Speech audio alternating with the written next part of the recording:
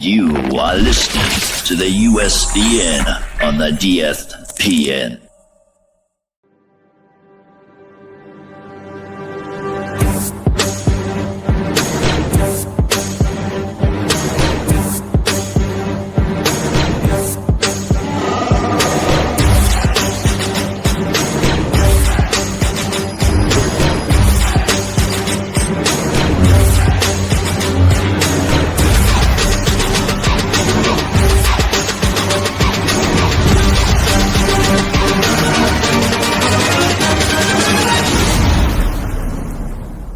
It's a trap!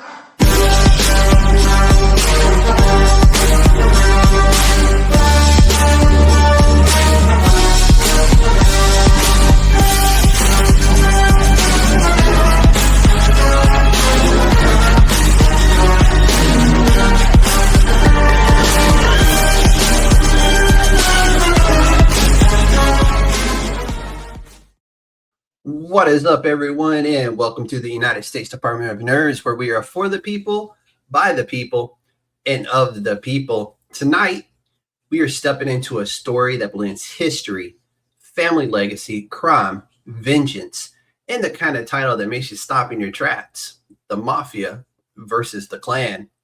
Our guest tonight is writer and creator C.E. Massari, whose upcoming 120-page original graphic novel is being released with Source Point Press. I'm so happy they are back, and is preparing for a Kickstarter pre-sale campaign ahead of its wider release. This book is described as John Wick meets the Godfather, but underneath that cinematic hook is something much deeper. This is a historical noir inspired by real family history, including his grandfather's experiences with the Klan and the tragic murder of Augustina Massari. So tonight, we're going to talk about the story behind the story, how you turn real trauma into fiction, how you write about hate without giving it power, and how a creator builds a graphic novel that is equal parts personal legacy, historical fiction, and crime revenge epic. Ladies and gentlemen, the Council of Nerds is now in session. CE, welcome to the council, my friend. I'm happy to be here. Always happy to talk comics, and just happy to talk in general. I run my mouth a lot. Hey, I understand. It comes with the business that you are in and the business I used to be in. It's kind of what we do, man. But we could talk some more about that one later. But let's dive into this, man. Who is CE? And how did you get into comics? Yeah, I always like, at least for some of my bios, I put hailing from the slums of Shaolin, but not really. It's my Wu-Tang reference, big Wu-Tang fan, aficionado, Liquid Sword, We're all the greatest album of all time. Wu-Tang is always for the children, no matter what always age they are. So yeah, I started getting into comics when I was younger. Like a lot of people probably of my generation, as we call it, sound like an old man. 90s kid, Fox Kids TV, X-Men, Spider-Man, the Batman series, the Batman the Animated Series, Batman Beyond, all those kind of things. I grew up with that Saturday morning cartoon aspect of comics. I can actually say one of my current friends, he's a lawyer now, but when we were in school, he used to bring in his Daredevil comics, and I was like, oh, I love these TV shows. He's bringing in comics. I should go out and, find them. We could get my own physical copies. So this is about 5th grade. I started going to a local comic shop. I specifically remember it because the guy had a black cat. He was like the cat of the comic store. And that just kind of what started it. I stuck with it. It's always ebbed and flowed. I'm sure with a lot of people who read comics, depending where you're at, finances, time, all that fun stuff. So sometimes you have good years and you're getting like everything off the shelf. And I'm in the period now where I don't really read too much. I don't really look at too much, only because one, I don't really have the time, and two, I'm a little I'm interested in other stories that aren't comics, and I don't mean that in a derogatory way. If there's stuff that I like I've heard really good things about Absolute Batman. I actually got my son, he's 11. I got him started with a pole bin at a comic shop that I used to go to frequent. He's on Absolute Batman. He got him on Moon Knight. So I still love comics. I still love the genre. I'm just at kind of a Yeah. different point in the amount of time that I can spend with the family, with kids, with the job. I own a business. I've got a lot of things going on. So my time is very precious. And there's a lot of comics and there's a lot of issues in the comics industry as a whole that I'm sure a lot of people feel the same way. It's just hard to get excited. It's a lot of Yeah. recycling of ideas. It's a lot of recycling of stories. There Man, doesn't dude, seem that's to why I be stay this. with the indies, man. If you stay with the indie comics, you ain't got Yeah. to worry about that. So that's my problem. So I have a lot of indie friends, and I'll back their Kickstarters, and that's really the Yeah. only time that I read comics is Dude, people you that can I go know broke that just doing that. Yeah, well, that's the other issue is you end up spending way more than you probably should, and my Yeah. wife sees it, and then it's like, why are you backing another Kickstarter? It's like, well, this look cool, and it's a friend, I want to Yeah. support him. But Dude, that's really where I'm at. I literally just backed 3 like this week. And it's just like people I know, people I admire in the industry, people that have been on the podcast. It's like their second or third book. And I know they're writing. I know how they are. I'm like, dude, I know that book is going to be good. Let me go ahead and get that. So, I mean, you look at the industry as a whole. Kickstarters, Indiegogos, whatever you're using as far as your crowdfunding are great. The problem is all the back end stuff to get it noticed, where dude, the zeitgeist not being what it quite was, and hey, there's the big publishers, and then some smaller ones, and that's how you get picked up. The other issue is like, hey, to get noticed, you got to really do we'll call it the groundwork, to get yeah, noticed, get things on your Kickstarter, your Indigo, whatever you're doing, crowdfunding, but also gives you a lot of control. It gives you a lot of yeah, control of your product. I would say started before getting started and getting into it. What I actually want to do is fight professionally. That this is kind of, we'll call my origin story. I Hey, was always actually, interested in comics. before you get to that, that's actually a lead into the next question. Oh, So oh, before, oh, oh. no, you're perfect. You were going, but I want to get this question in because the Yeah. answer you're about to give is going to answer this question. Yeah. So before we get into the Mafia versus the Klan, what was your path into writing and journalism into comics? Now you can go with that part because I know that part is the answer to this. Perfect. I'm glad I was on pace. It's like I got a little bit of I say this jokingly, experience in this, which I'll get into as far as like I have how I got in. journalistic integrity, and he did not get any questions before this, I so did not. I We will did not never talk send my about questions it. beforehand. So like I said, I got started in comics, and I always loved the stories. Like I was reading manga in high school and like 6th, Mhm. 7th, and 8th grade when it was a weird thing to do. Now I understand, Dude, like every celebrity, my like just throwing daughter on. started in like elementary school, like 4th or 5th grade, Yeah, and I didn't understand what manga was at the time. And then she's yeah, like, "Well, will you just take me to the bookstore so I can show you?" So I took her to the bookstore, and this is kind of like her origin story, I guess, into this. But I was like, "Oh, it's just a Japanese comic book, basically." She's like, "Yeah." I was like, "Okay, bet." So you're asking me to read a book? color. Yeah. I'm like, "Okay, cool. Yeah." I'm not gonna say no. You can't read a book. That would be like a mean thing to do. And My well, daughter's like I standing right say there. she's listening. And so when I say manga, like again, most kids of my age, Dragon Ball Z was the thing. I was the person, Mhm. with Beckett Dragon Ball Z, if anyone remembers that, like those magazines were my local Kmart. They were Yeah. fantastic. Everyone Yep. speculating Super Saiyan 5, 6, 7, 8. That was my entry point. I was doing Kung Fu at the time. A lot of the guys who were training there, they were already into Naruto when it was early on, a lot of other anime and stuff like that. So Mhm. that's what got me into manga. But I was always into, we'll call it the visual arts, comics, manga, American, Mhm. Western, whatever you want to call it. And I always wanted to write it. The thing was, I didn't know how that would happen. Also, I love my dad, but my dad is very much like, okay, you're going to do that. How are you going to pay your bills? So I was looking into a lot of different avenues as far as what I was going to do. I was going to go to school. I wanted to go into the military. I wanted to do like a special forces thing, a whole Mhm. all over the place thing. But I was always doing martial arts since I was like 5 years old, which got started because of the Power Rangers, actually, and Well, of particularly course. the Green Ranger, who I actually was really cool.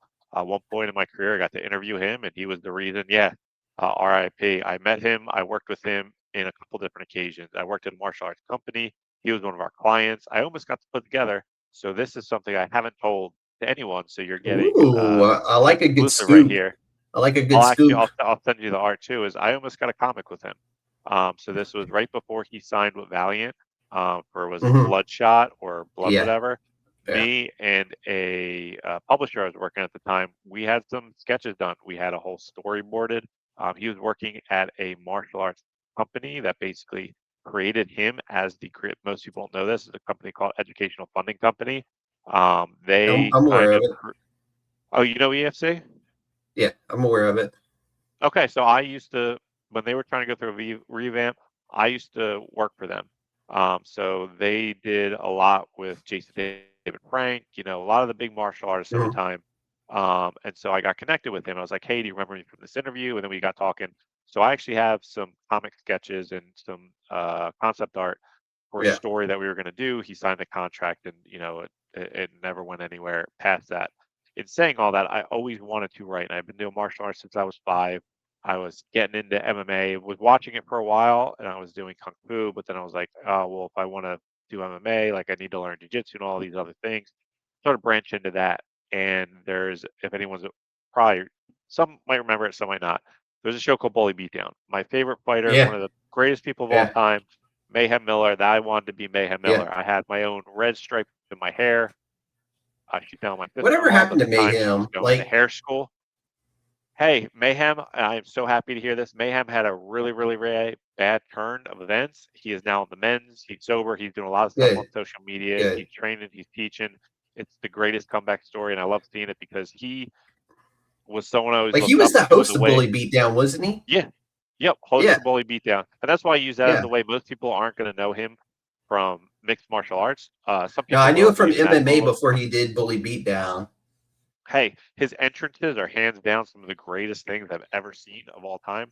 Super original. When people talk about Adesanya, no, Mayhem Miller, he's the king. There's hands down no one doing entrances like him. But I want to be the next Mayhem. That was who I wanted to emulate myself, and I was like, oh, I can pivot. What I'll do is I'll have this career in MMA. Even if I'm not that good, I can do the Mayhem thing. I can have big entrances. I can market myself, yada yada yada, and pivot that to a writing career. Because how else are you going to do it? Now that didn't work out. I ended up getting hurt.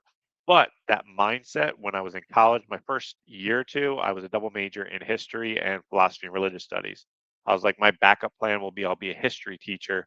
But after like a year or two, I was like, I can go into journalism. It'll teach me how to write. So it's a professional thing that kind of makes my parents happy that I'm not wasting money at college. Like, hey, I have a professional path if this doesn't work out.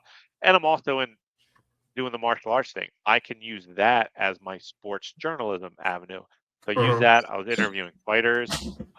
Frankie Edgar, I was interviewing some guys on his team, and it really sucked because we were supposed to interview Frankie before Frankie became Frankie Edgar, and I will always hold this over my friend at the time's head. Yeah. His battery died on his camera, and he forgot he did filming, and he forgot his extra, and so we didn't end up going over to Frankie's interview before he became. That dude had such a good career. That's what I mean. This is before that, like when Kurt Pellegrino, like I could name guys all day. This is how old I feel and how long I've been doing this sport to name guys that nobody who even watches UFC now. Dude, I was picking him as a fighter when I was doing leads. I'm trying to remember the website. It used to be a website, like an MMA website. Yeah. And they would have all the amateur fights, the UFCs, the Bellators, and like they had fight leagues where you were on a league, on a team. No, similar, very similar. But and then you would go through it. You would go through and you pick the fighters who you would thought were going to win, based on their win losses, whatever stats they would give you. And some of those up and coming guys at the time really wasn't a whole lot out of there. So you were just shooting from the hip. Like, I kind of like that dude's, nickname, that's a cool nickname. I'm going to go with that guy. He's a killer. He's a killer. This guy's nickname sucks. I'm not going here. Yeah. So you would just and then at the end of the following Monday, they would tally, and your league, your team would win. You didn't win shit, but it was just a really cool, fun thing to do, right? And that was just so fun. But I was picking Frankie Edgar before he was Frankie Edgar on a lot of things because Like I had seen one of his amateur fights, and it was just like damn, did the other dude like he knew he was coming into a fight, right? And apparently he didn't, because Frankie Edgar, like, he was done. I was like, damn, this fight Frankie didn't even get actually, started. he competed over the week. Oh, maybe it was 2 weekends ago, but recently in the Real American Federation. Talking to my dad Okay. about this actually, like right before I came here, my son was at T-ball, because he knows him too, and you can just see the wear and tear on his body. Like I said, he moved like an Yeah. old Italian man. I don't mean that like disrespectfully. It's just you see the Yeah. punishment, and he's only in his 40s. Like the Yeah. inability I was going to say, the to dude's the move same like age as he me, used I to. think. Yeah, he it was like his neck wasn't moving, and he still coaches at Rutgers, Mhm. wrestling, but you can Yeah. see the wear He's and a tear on Jersey his boy. body. I forgot about Yep, that. Yeah. yep. One, as I am as well, so that was the extra little push on like trying to Okay. get Frankie as other guys. So that's You a the North connection Jersey there. guy or a South Jersey? South Jersey, we don't consider from down here. We don't like North Jersey. That's They're a Lower whole New other York. type of Lower people. New Yeah, York, eh? basically. Go Birds. But yeah, so wanted to be the next Mayhem Miller. So I wanted to write, and that was going to be my pivot point. So I went to the So sports you journalism wrote for thing. Bloody Elbow. So Yep, wrote for Bloody Elbow. That actually came later on. That came after EFC. Like I had a journey where I went from doing it was a small sports blog called Hit the Ropes. They did pro wrestling, and mhm. I was one of the They're still people on who Facebook. So I believe. yeah, they're still active on pro wrestling. The Yeah. MMA stuff stopped Yeah. around the time that I stopped writing. It was me and another guy, and then from that I ended up getting into comics journalism, which I was like, if there's anything that's going to teach me how to break in, it's going to be writing about comics and talking to creators and seeing what their tips are, what they're doing, et cetera, et cetera, et cetera. So that led me to getting a spot on Comic Reviews Weekly with Ain't It Cool News, for anyone who remembers Ain't It Cool. And then from Yeah. there, I just started going to conventions. I started interviewing creators. I got to interview Scott Snyder when Witches like just came out. And he That just was was like, not that long ago, wasn't it? well, that was like 2013, 2014. He was Okay, okay. just, I'm thinking about a different one. Because oh yeah, Boom just this released a was, title named Witches as well, but that was like earlier this year. Late yeah, last year, early this year. this might be the sequel, or this might be have been like a relaunch. But what I Yeah. think it was called Witches. It was that book that he was coming out with. He had just finished up some stuff with Batman, so he was getting famous. Like that was one of the first interviews I did. I was at New York Comic Con. I got to interview Mike Tyson, like the cast of Black Sails. Like that was where I spent a lot of Black time. Every Sails is time I talked, criminally underrated. oh, it was a great show. I was really sad that it was such a short 3 seasons, lifespan. man. And Yeah, the and the third season was cut short. I actually used one of their death scenes in the comic series that I wrote. It was my first comic series, The Six Swords, in our fourth issue that we never That is a got to release. perfect segue, because that was going to be next. You've worked on projects, The Six Swords and Kayfabe Volume 3. Yes. So The Six Swords was my first creator-owned book. That was my first comic. I did it with two other people I went to high school with. It was kind of a group thing where we originally came up with the idea. Well, actually, one of my friends, he came up with the idea about basically a drunk apocalypse. This is like 2012. He got drunk and he's like, "Oh, what happens in the apocalypse?" And he kind of designed some ideas around our friends. I was like, "Oh, that's a really cool idea. We should come up with a comic." Because like at the time, this is when I was super deep into the comics journalism thing. Mhm. I was doing press coordination and a lot of events for a site called Comics First. Still writing for Ain't It Cool News. You know, I'm doing interviews. I'm doing all this stuff, and that was the pivot point where I was like, okay, this could be my first thing. So we built it around to start off as almost like a Venture Brothers kind of homage that Yeah. turned into more of a Tarantino-esque story. So we did 2 Kickstarters for that. They Shaun of the funded Dead, but a little bit more successfully. serious. Yeah, yeah. Still lots of jokes and lots of ridiculousness in Yeah. it, but it was more serious, less of kind of the more serious, I'm trying to think of the word, kind of homage is the right one. I'm not gonna think of it. I'm not even gonna try. Yeah. Yeah, now it's bothering me that I can't think of it. But It's all and then I good. did We'll Cake press. Bob Press. Yeah. as an anthology. I did 2 shorts in that. Those were the first book that I kind of did to learn how to write comics, learn to do a Mhm. Kickstarter. Spent a lot of time and money that I will not see back. for a while, and I finally have, I won't say broke even, but recovered in a lot of ways. That's the one thing about Yeah. indie comics that most people don't realize. For a single book, like a decent book with a good artist, a good letter, a good colorist, all that stuff, costs anywhere between $4,000 to $6,000 in pop.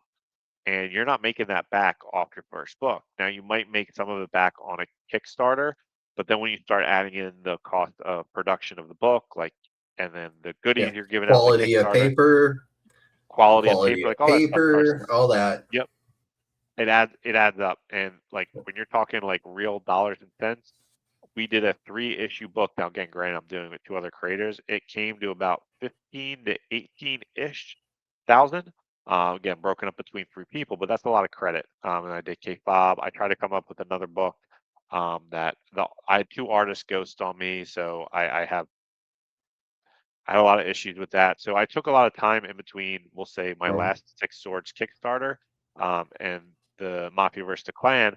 I spent a lot of times on script, a lot of time doing courses, editors, trying to rebuild my monetary value. I got a literary agent because I don't genuinely have a lot of time to do a lot of things, and I want her to push the book, a children's book. So I call it my, an anime, you have like the training arc where the person goes from like 15 years old to 25 years old.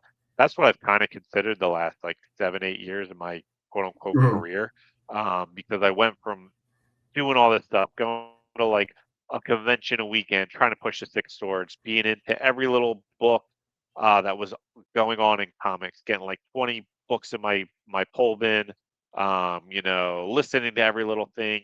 If it was trending on comics Twitter, I was in it somehow, paying attention to it, and just super deep into everything I could be. And then life changed, family, kids, work, stuff like that. And again, not being able to produce a book and having artists ghost on you, I spent this time working with an editor. It's really been one editor, Drena Joe. She's done a lot of work for SourcePoint. I met her through Dirk Manning, who Dirk, again, I will say this in every interview. I will probably say this for the next 30 years of my life. Hands down, Dirk's been the best mentor, guide, and if it wasn't for him, I wouldn't be in any position that I am currently now in my career. And I'm not even talking just SourcePoint.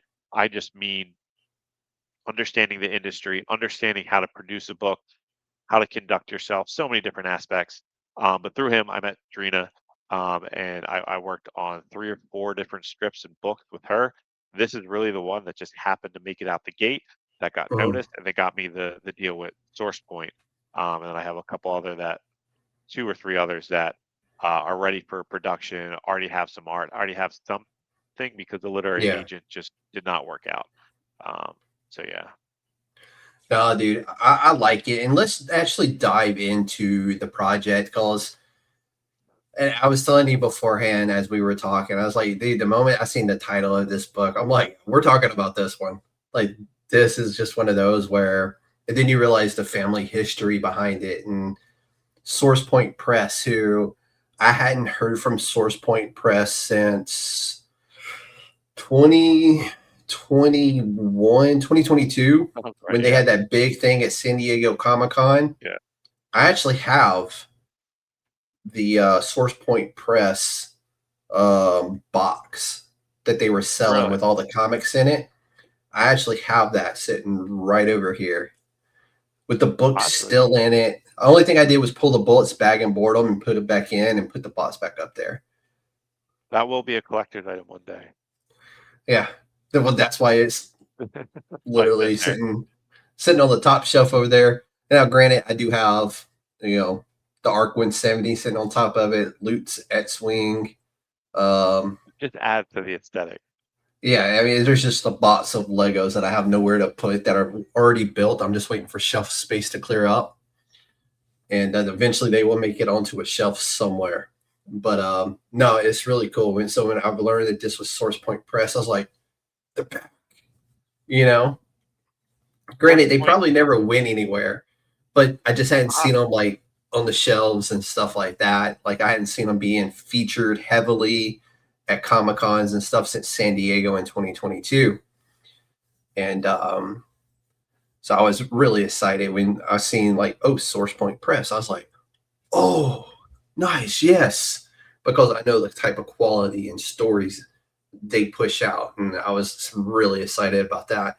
But this title immediately just stops you in the tracks.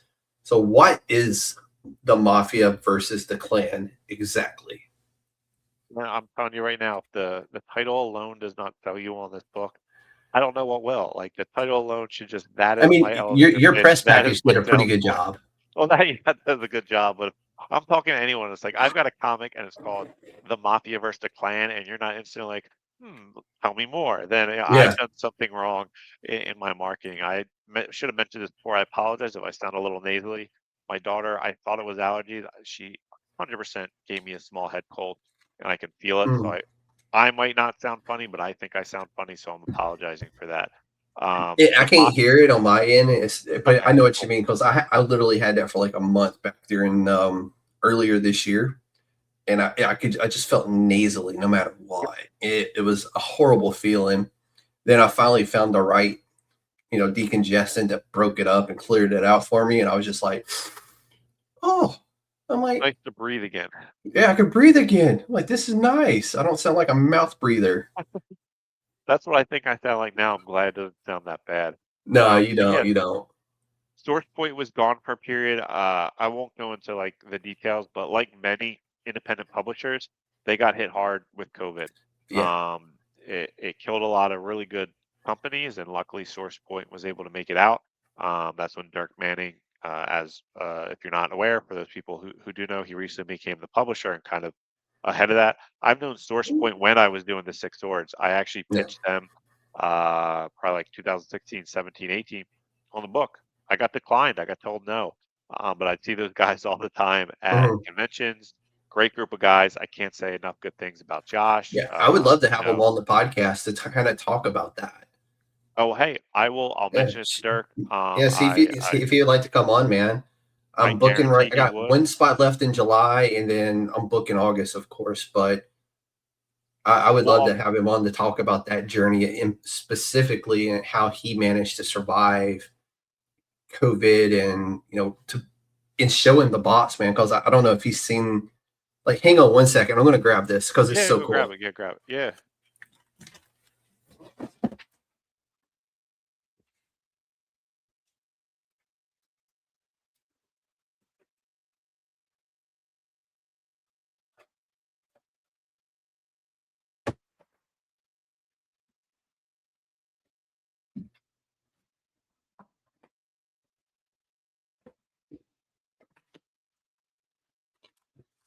I need to seriously dust that shelf.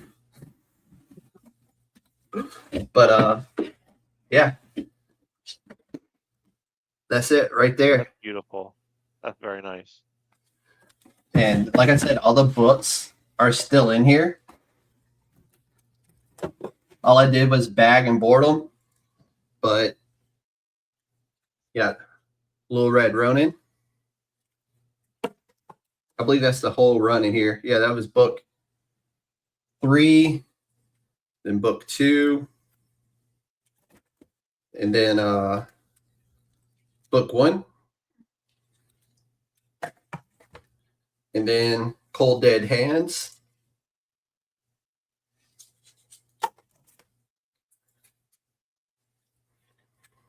Cold Dead Hands. And this was such a good read too. And the next one, believe it or not, this book took off. Like, I think Image ended up picking this one up.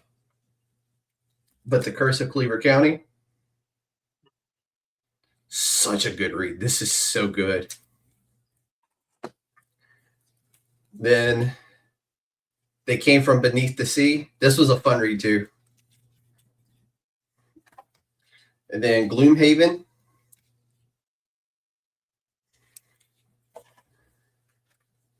And then Warcorns. Look at that.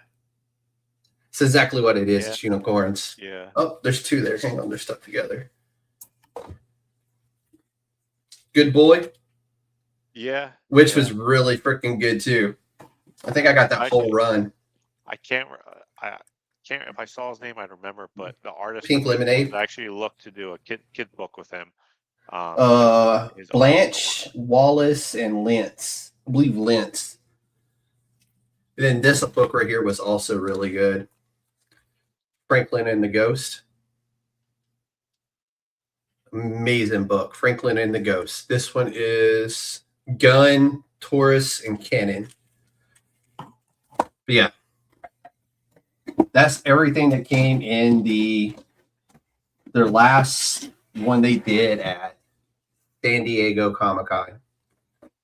What's interesting about that, and I'll segue into talking about the Mafia versus Klan. So the big thing with SourcePoint now is they're getting away from floppies. And I'll give my little spiel. It was kind of funny that I was talking. It was just the last New York Comic. This was the first New York Comic Con I've been at like 6 years, and it was the last one I was at in 2024. I was talking to him, and we're talking about kind of the industry as a whole, and again how COVID hurt SourcePoint. This was where they hurt a lot of independent publishers. So what a lot of times would happen was when we're making up numbers here, you'd be an independent publisher. Action Lab is kind of like a great example of this, and some other ones as well. You might pay, let's say you're going to prepay for 5,000 books, or you're paying a page rate. You're doing all this prepay stuff on floppy. Well, the book only sells 20 copies. What are you going to do with that other 3,000-4,000? You're also out money on your page rate and whatever else is that you never made back. So all these independent companies they'd create floppies or the graphic novels or whatever, and they would pay money out ahead of time or buy all these books and then never make, you're in the red. Anyone with any kind of math sense, that's a recipe for disaster. Yeah, you're 100% almost in the red. Yeah, 100%. Like there's no way you're going to survive, especially when COVID hit, all those problems. Yeah. SourcePoint's moved away from that. It's basically like you create the thing and we put it out to the world. That's the simplest way that I can put it. And they're all graphic novels, though. It's a lot easier for them to sell a graphic novel in a store, whether it's a comic shop or Barnes & Noble or Amazon or wherever they're selling it, with a big, thick book. So for anyone interested in pitching a SourcePoint, pitches are open, but that's what they're looking for. Is they're only going with graphic novels from now on. It's easier to sell. You don't have to sell multiple floppies, and this whole, when you start getting into the math, it doesn't make a lot of sense, especially for an independent publisher. But as far as the Mafia versus Klan goes, there's a very strong mix of fiction and nonfiction. And it all started because my dad was watching an episode on the military channel called Mafia vs. KKK. And he had watched the episode and he came back to me and said, "Oh, that'd be a really good idea for a comic." And I was like, "Yeah, it would." So I ended up watching the episode and it just got my brain firing. I'm like, how can I do this? And I know in my own family's history, I knew there was some stuff that happened with my grandfather and the KKK. So I started talking to family relatives, all this kind of stuff. Well, I built out a 5-page script for the Comics Experience Intro to Writing course. And it started off as 5 pages, and it kind of built the structure that's now 120 pages whole. Yeah. But that's how it started. Then I kind of let it sat. I came up with an idea. We'll call it the original script. And it was a little bit different than what I went with now. Well, I found out I qualified for dual Italian citizenship. And this is where a lot of things really changed as far as the direction of the book, because of what was going on in my life. So I'm doing a lot of research on family history because I got to get documents. I got to prove this person never got rid of their citizenship, or this person came here then to put together this package for the Italian consulate. And I'm finding there was this story that had gone through my family on my dad's side for a while. It was very vague and it was very loose. It was basically he had a sister, she died. My grandfather witnessed her die, and everyone was unsure whether the bullet was meant for my grandfather or was meant for his sister. Also, was it a lover? Was it someone? There was all these it was always someone was rejecting somebody. If there was a man either rejecting my great grandmother Felicia or Augustina, who ended up dying, but we were never really sure because the only person who told this story was my grandmother. My grandfather never spoke about it. They only knew he had a sister that died. Well, I was going through an ancestry scrub, and this document came up that said Augustina, it got pinned, or whatever you want to call it, clicked to my grandfather, connected. And it said Augustina Massari, and it was a death record. And it was from the Philadelphia police, and it was like shot in the back 3 times, such and such date. I'm like, holy crap. Dude, that's an execution. What's that? Shot in the back 3 times, that's an execution. Which is interesting because that was something the lawyer actually used. this ended up going from like this small vague thing to something that was covered like statewide, and that was actually something that the defense lawyer was like, oh, it was a crime of passion, or it was self-defense or something. It was self-defense, and the prosecutor was like, this was shot multiple times in the back. That's an execution. So that was interesting that you mentioned that, because that was in the documents. So I find out her name. I show my dad. He's like, I had no idea her name was Augustina. My dad never said anything. Mhm. Him, my aunt, they never knew Augustina's name. So it started this rabbit hole of research and information. I ended up finding out that Augustina's death was this giant thing in Philadelphia. They had a procession. I don't know what street it was. It's not Broad Street, but it was one of the main streets. Yeah. There was people who were actually trying to lynch, stone, kill her killer. They were trying to break the police car that he was in. They were throwing rocks. They were trying to rip Mhm. him out. It was a very big deal, and it was covered for a while. I ended up finding a Yeah. Facebook post on the Eastern State Penitentiary page of a picture of my grandfather. Nobody ever saw it. He's 10 years old. He's sitting there with his brother and his grandmother, his mother, my great grandmother, who's passed out on a chair because she fainted. They had brought her back to the crime scene, I guess, to confirm some things, and she had passed out. And whatever newspaper was there snapped this picture. And it's my grandfather at 10 with glasses. That's on the Eastern State Penitentiary page we had no idea existed. Um, Mhm. so that learning a lot about Augustina and her death and everything that surrounded it Yeah. really inspired these little details that I had about my grandfather and his interactions with the KKK. It was the 60s. He was down south with my dad. They were living in Chesapeake, and he had a restaurant that he owned, and it was picketed by the KKK. They were getting really pissed off that he was spending time with his workers. His workers were African American. He's African Yeah. American. He was eating lunch with them, driving them places, just hanging out with them. As far as the interactions, besides those kind of like the picketing and just knowing there was issues, my dad doesn't remember a whole lot because he said he was like 6 or 7. So memory Yeah. is not going to notice everything going on. He said there was an incident that he does remember where there was like a guy, and he says it's like the most stereotypical like big southern country guy you could think of, like overalls up to his up Yeah. to his nipples, and just Yeah. heavy heavy draw, that kind of thing, who basically told my grandfather to get out of town, and my grandfather told him in so many words to screw off. They called him Big Yank when they were in Virginia, and that kind of inspired the KKK angle of the story. Now, as far as the mafia end, my grandfather was not in the mafia. However, as I continued to do family research, I learned more. Um, he knew a lot of mafiosos. He actually saw, I don't know how many, but it was at least a handful, or we'll just call it a decent amount of different hits and stuff that happened in Philadelphia at the time. And I really started to better understand my grandfather as a person and feel really bad for him and the stuff that he experienced. He saw his Yeah. sister death at 10. He was watching people be killed, mafia hits Yeah. in the street. So after he had the traumatic experience with his sister, he's seen people die from mafia hits. So he went through a lot as a kid, but he knew the guy named Frankie Flowers, who is not in the mafia. He was actually, at least according to newspapers, he was whacked by the mafia. Now you can watch some videos of some people who are still alive who will say that never happened and the guy was never part of the mafia. That's, I'm not getting into that, but he Yeah. was associated with the mafia as a bookie. And to some level, and my dad's not really sure, he also knew someone who was one of the Philadelphia mafia leaders. He was in charge of the mafia, or at least in Philadelphia for a period. His name was the Chicken Man Testa.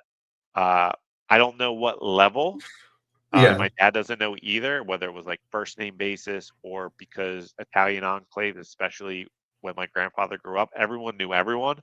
Mhm. Or was it even associated to his sister's death?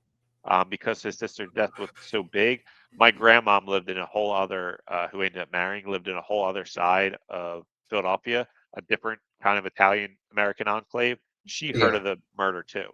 So, like, it was a big deal in the city at the time. It was heard about by a lot of people. So I don't know if that had anything to do with it, but the Chicken Man Testa knew my grandfather, knew of him. They had some kind of level of relationship.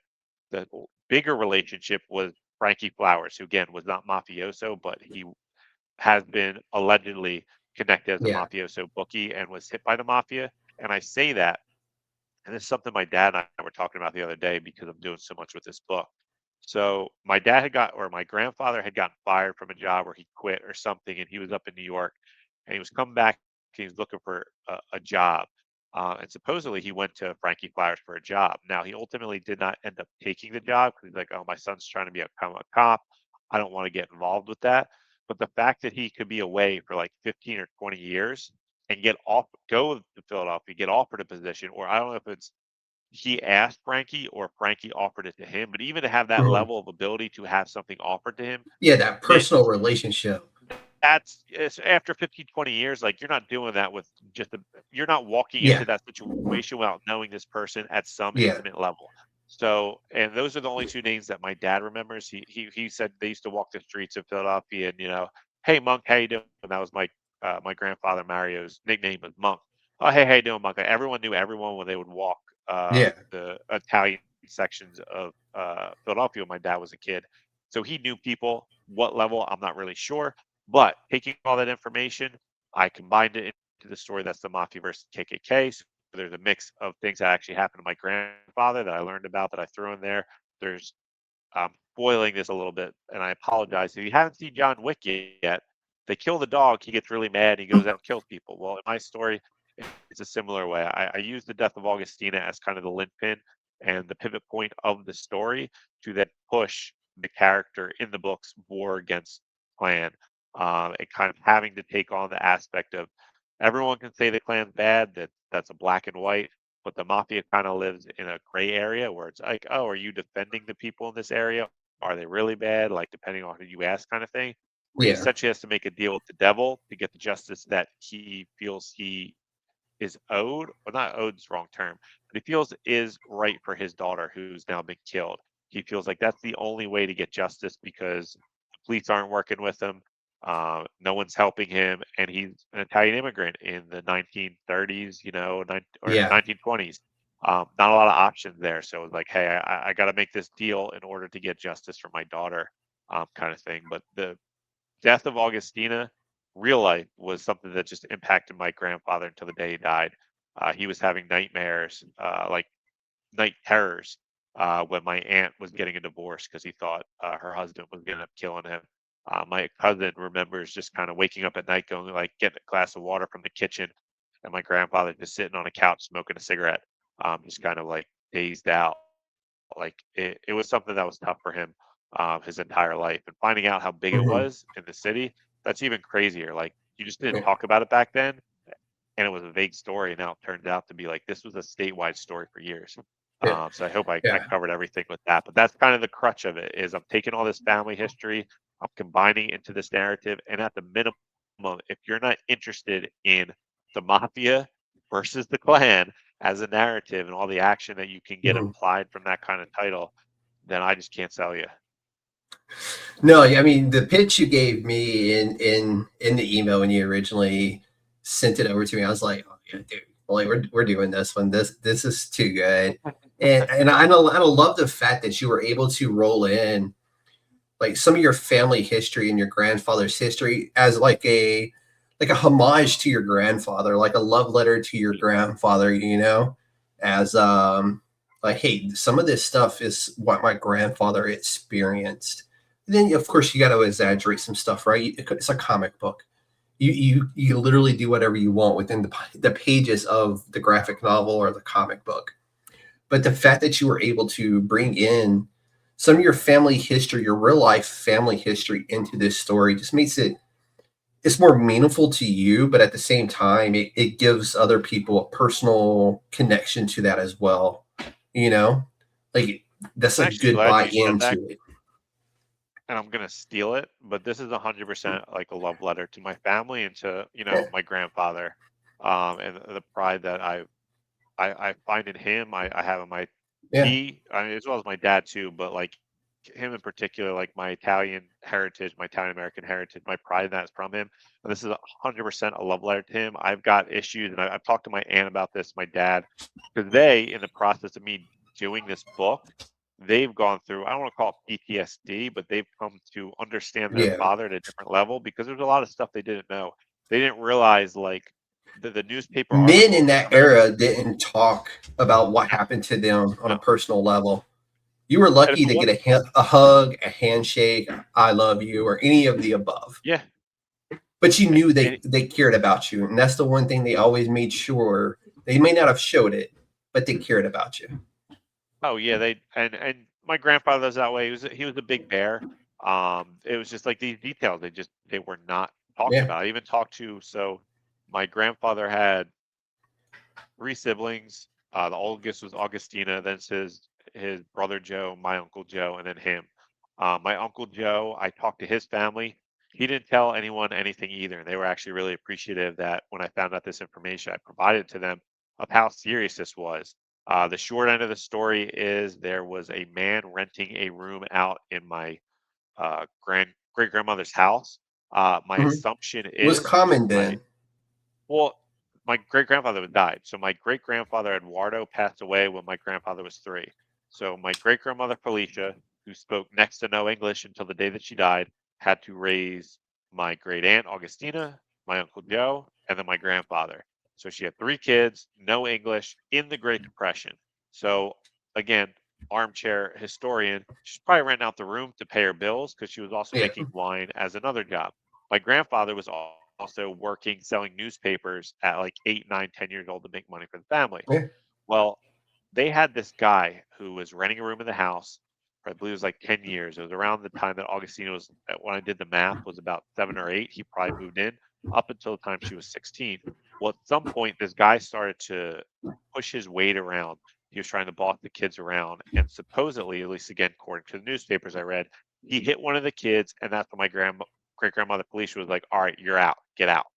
So the guy left. He saw them at church. He tried to talk to Augustina. She ignored him, basically told him to screw off. That pissed him off. He came back to the house late. He basically said, there's going to be a crep at your door. Now, I forget the meaning of this, but there was a podcast I did research on my aunt when I brought it to them a while ago. They did a whole research on what that meant. I can't remember off the top of my head. But anyway, that's what he left them with. And it's in the newspaper. I'll leave a crep at your door. So he goes back to the house at some point. He tells my grandmother, hey, I left paperwork up in my room. Can you go get it? Well, she goes up in the room to go get it. Augustina's in the kitchen. He fires the 3 shots into her back. My grandfather's asleep at the table because he's 10 years old and he's been working all day. And Yeah. he wakes up. He sees her shot and killed. He grabs a kitchen knife and then he chases her murderer, who has a gun, out into Yeah. the street. And then that's when like they go and get the neighbors. And then you have like the mob of the community trying to go out and chase, find, and kill this guy. He was even there's newspaper articles I found that again, I gotta like preface this. My grandfather's 10 years old and he's jumping at the guy when they're doing like the police interrogations, like Yeah. they're doing court proceedings. Like there's articles about the 10-year-old brother jumping at this guy, threatening to kill him. Even up to the point when this guy was getting released, he was able to get off of death row and basically get probation life, like 20, 30 years, and he was coming off. Again, my assumption, armchair quarterback, is that he knew somebody from his, from the block, someone from his community who's working at the corrections facility or the penitentiary, wherever this murderer was Yeah. at, reached out to him and was like, hey, man, he's about to get out. I want to make sure you're not going to try to kill him. My aunt says it was probably likely due to him having a family and not wanting to affect his kids. But up until the point where this person was still alive and getting out, people were still checking Yeah. on my grandpa, like, hey, you going to murder this dude? Like, we know what you did before. Yeah. So, yeah, love letter to my family, love letter to my grandfather. It's built an increase with me and my dad as far as our dynamic. We always had Yeah. one, but like the connection for him and his Yeah. sister, like it's been a big learning point for them to understand their dad and the trials that he went through at 10 years old, to see this murder, to see what happened, to see this death. And again, to be a kid grabbing a kitchen knife and trying to kill a guy Yeah. with a gun, like that's wild stuff. And then again, You know, after he it's became kind the of Mafia, good that he didn't catch up to him and kill him, because Yeah. at the time, even as a 10-year-old, yeah, he would have got tried for that guy's murder and probably went to life for prison, or went yeah, just because of the way things were then. especially with his family being immigrants. Yeah, and you see some of the language. And what makes it weirder, and I forgot to touch upon it, is this guy's like in his mid-40s. My great aunt was 16. He's talking about the Yeah. reason that he killed her was because she was talking to other boys. Like when you start adding in the layers, one, I'm pretty sure the guy was like manic bipolar, schizophrenic, or some Yeah. serious mental illness. Because if you look at the articles and the interviews and the information, the guy goes from up to down to up to down. Yeah. 1 second he's like they called him frantic. Another he's like calmly sleeping at an interrogation table. The dude's all over the place. But when you think about it, this dude's in his mid 40s and he's talking about loving a 16-year-old girl who, when he started living there, was probably like 6, 7, or 8.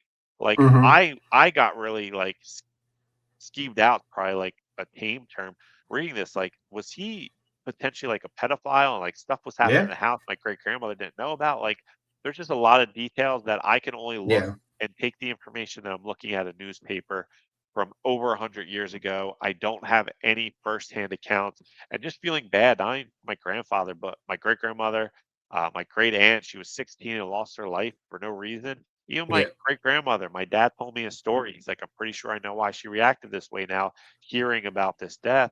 Their dog ran out to the street, got hit by a car. And he was like, my great grandmother, or for him, his grandmother, was wailing over the dog, like basically having like a mental breakdown. And you have to think, my great grandmother, she lost her husband, she lost her first child. And on top of that, she lost her daughter and she was murdered. And now you're seeing your dog die in front of you. Like that's Yeah. tough for people to deal with. Dude, that's a sequence of events, man. Yeah, it's wild. And going back to the love letter thing, this is a love letter to my family, but I also have a part of me that feels weird about profiting off of something that affected my grandfather in this way, Yeah. as well as my aunt Augustina. I can tell myself all day like I want to honor them and I want to, Yeah. give light to her story, but at the same time, it's like my grandfather was alive. I know how much it would hurt him, but also again, I say this as a positive way.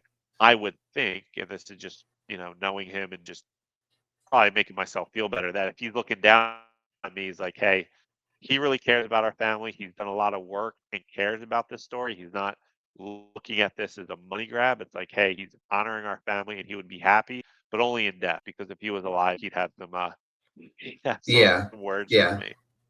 Which is a good segue because I want to ask you.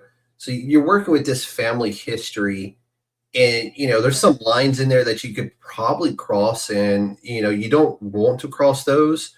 But how did you find this balance of honoring the truth and also build in this story of fictional narrative, because you got a good mix in there, but you have to balance that. How did you kind of know where it is, like, okay, I got to draw the line here. I don't want to put too much out there, but also I need this to feed this narrative.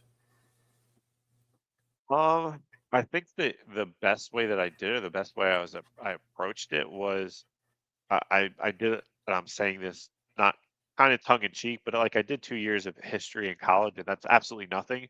But approaching it from a historical perspective, one called academic, and having that background in journalism and having to structure story or an article in a certain way, I approached it in the same way that I would approach an article, like kind of here are the facts. Now, is that the Hmm. particular way? No, it was like this needs to be grounded. I actually gave an answer for an interview. It's like pro wrestling versus MMA. Pro wrestling is a work. It's staged. It has a predetermined Hmm. event, and the whole reason that you watch pro wrestling is because that it's a story, but you're being pulled into it, and it's Yeah. wild, and it's like, wow, all this crazy stuff happening. He got hit by the chair, but he was able to overcome it and come back. That's more like a movie. It's like Tarantino. It's entertainment and it's over the top, and that's what brings it to life. Yeah. This is more like mixed martial arts. Like it's not predetermined. It's raw.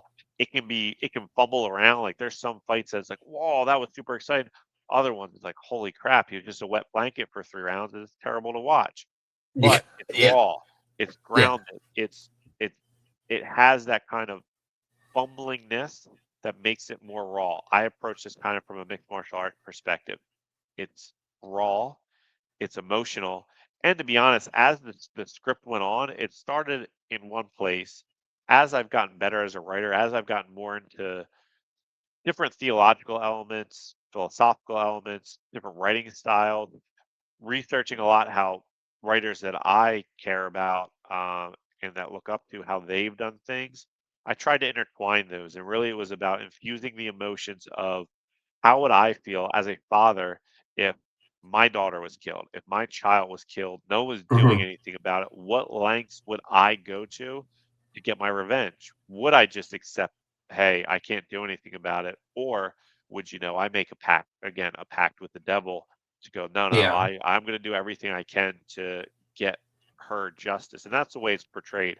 The mafia, I never wanted to do, and I say this before I wrote this, and then I ended up doing it anyway. I never wanted to do a mafia thing because of the tropes, the stereotypes, and that's Yeah. everything Italian American is mafia. I ended up doing it anyway, but the way I approach this is more like The Godfather. It's a cultural element. It's an Mhm. element that brings about the culture, but it's not anything that's glorified. The mafia, while they might be the people killing the true bad guys, aren't necessarily good Yeah. guys either. And that's presented in this, where it's Yeah. meant, The gray area there that you have to kind of yeah, stick to.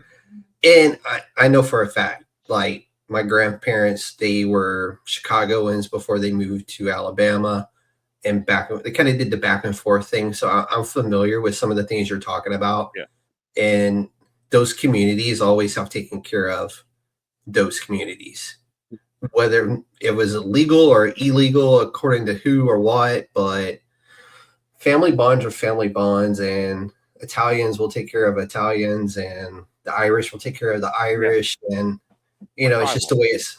Yeah, yeah, 100%. And so it's yeah, dude. I'm excited to read this when it finally hits Kickstarter, and I get it in my hands, cause I'm gonna have to get it in my hands. But so there's a lot of stuff that we could get into. We can get into the bad guys, the good guys, but there's really no good guys or bad guys. Well, there's bad guys, but the good guys could also be bad guys depending on how you want to look at this. So you got this moral complexity, I should say.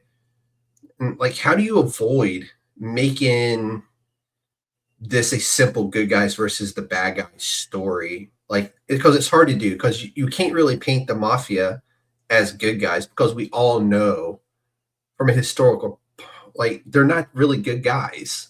Like, they may do good in the community to some degree, but they're not good guys. And we all know the Klan are not going to be good people no matter what. You cannot look at them and justifiably go, oh, but they're good people. No, the hell they're not. You So, can't do it with that one. but Uh, again, I'd say it would just be honest. I approached it from an honest perspective. I approached it from, again, trying to take how would I feel if this happened to me? How would I react as a father? And also, like, how would, if this was to happen, or if similar events did happen, like, if you're going to make a deal with the mafia, what are they going to ask out of you? That's where I got into, like, the theological elements, that I've already got it greenlit from Drena to do a second one. One of the mhm, reasons is Martin, who's doing the art, is doing a phenomenal job. He's the perfect artist for this book.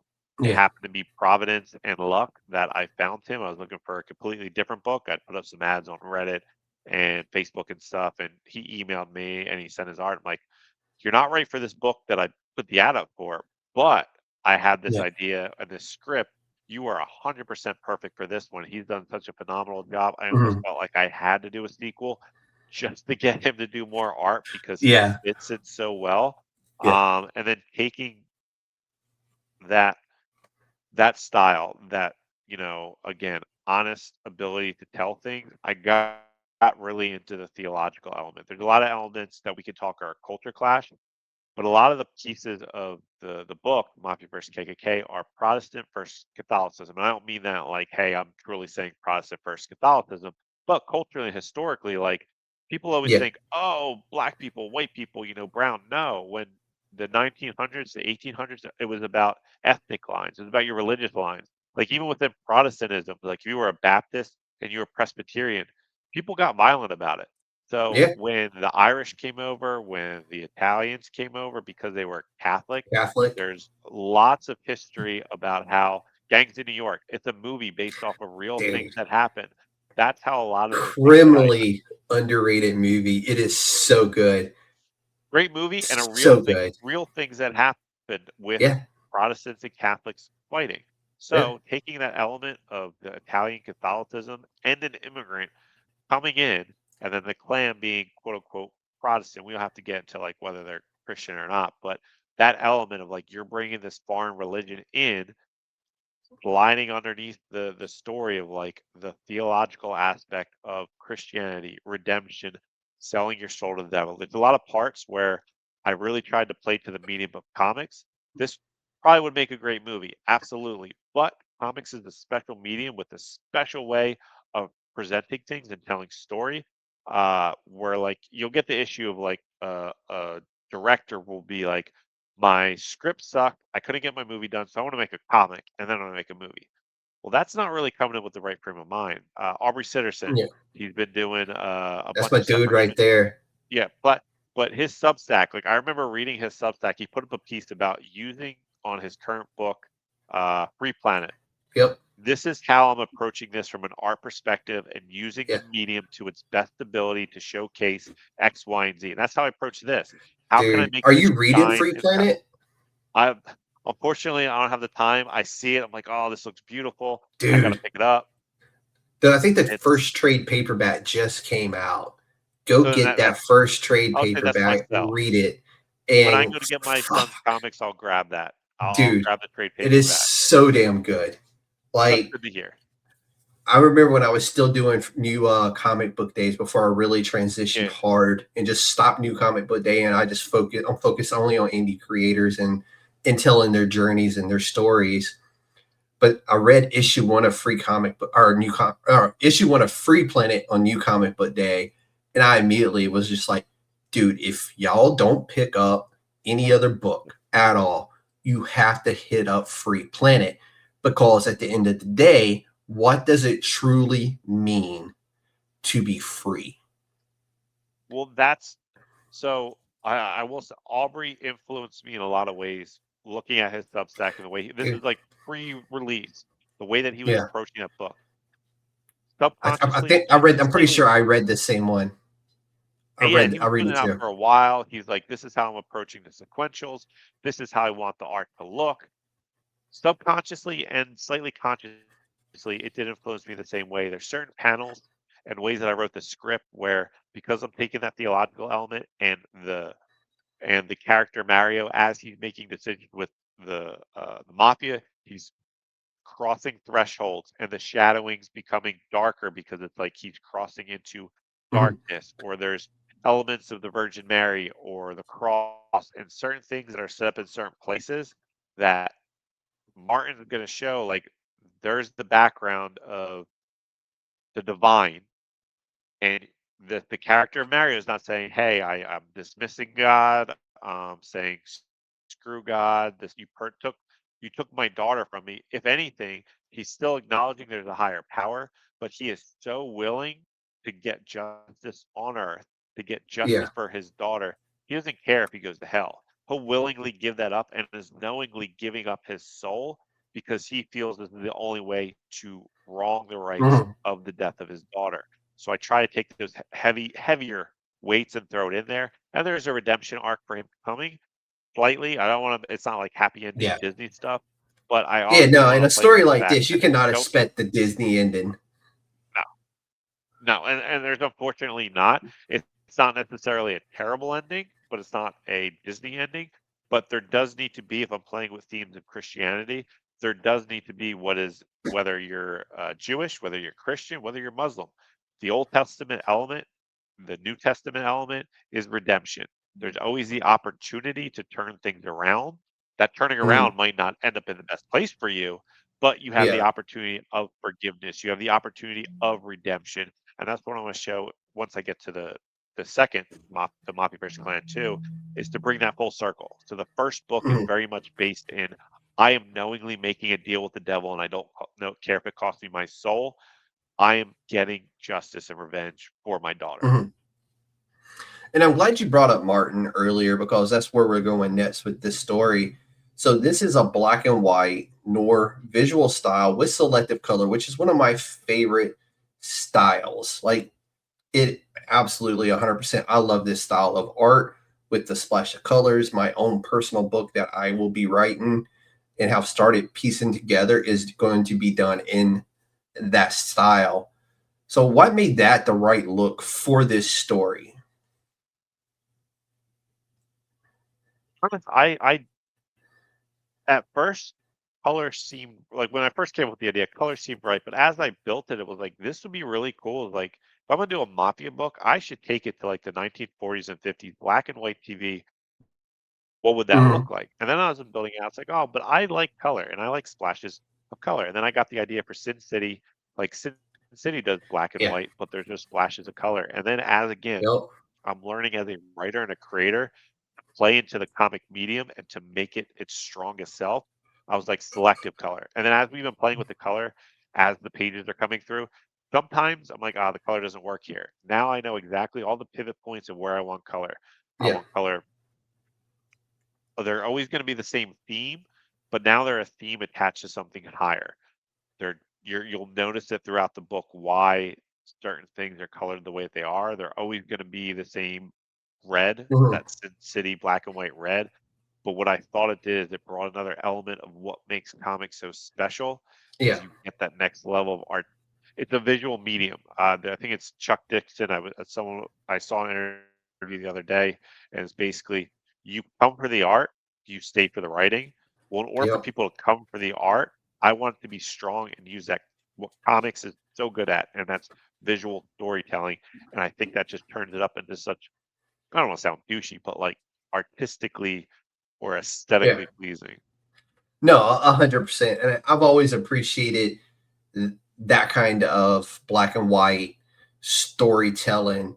And then that just that pop of color, like where would you want the color, right? If somebody gets killed, you put the blood down, right? If there's a neon sign, you pop that neon sign, right? If somebody fires a weapon, you pop that fire from that weapon and show that weapon was fired.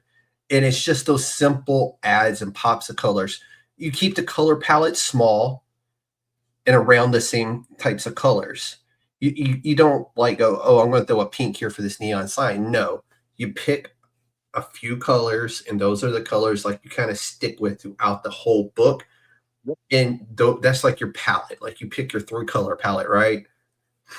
And like I just absolutely enjoy those types of stories. And I wish we got more stories like that because they are done so well Well, if and they're I done think properly.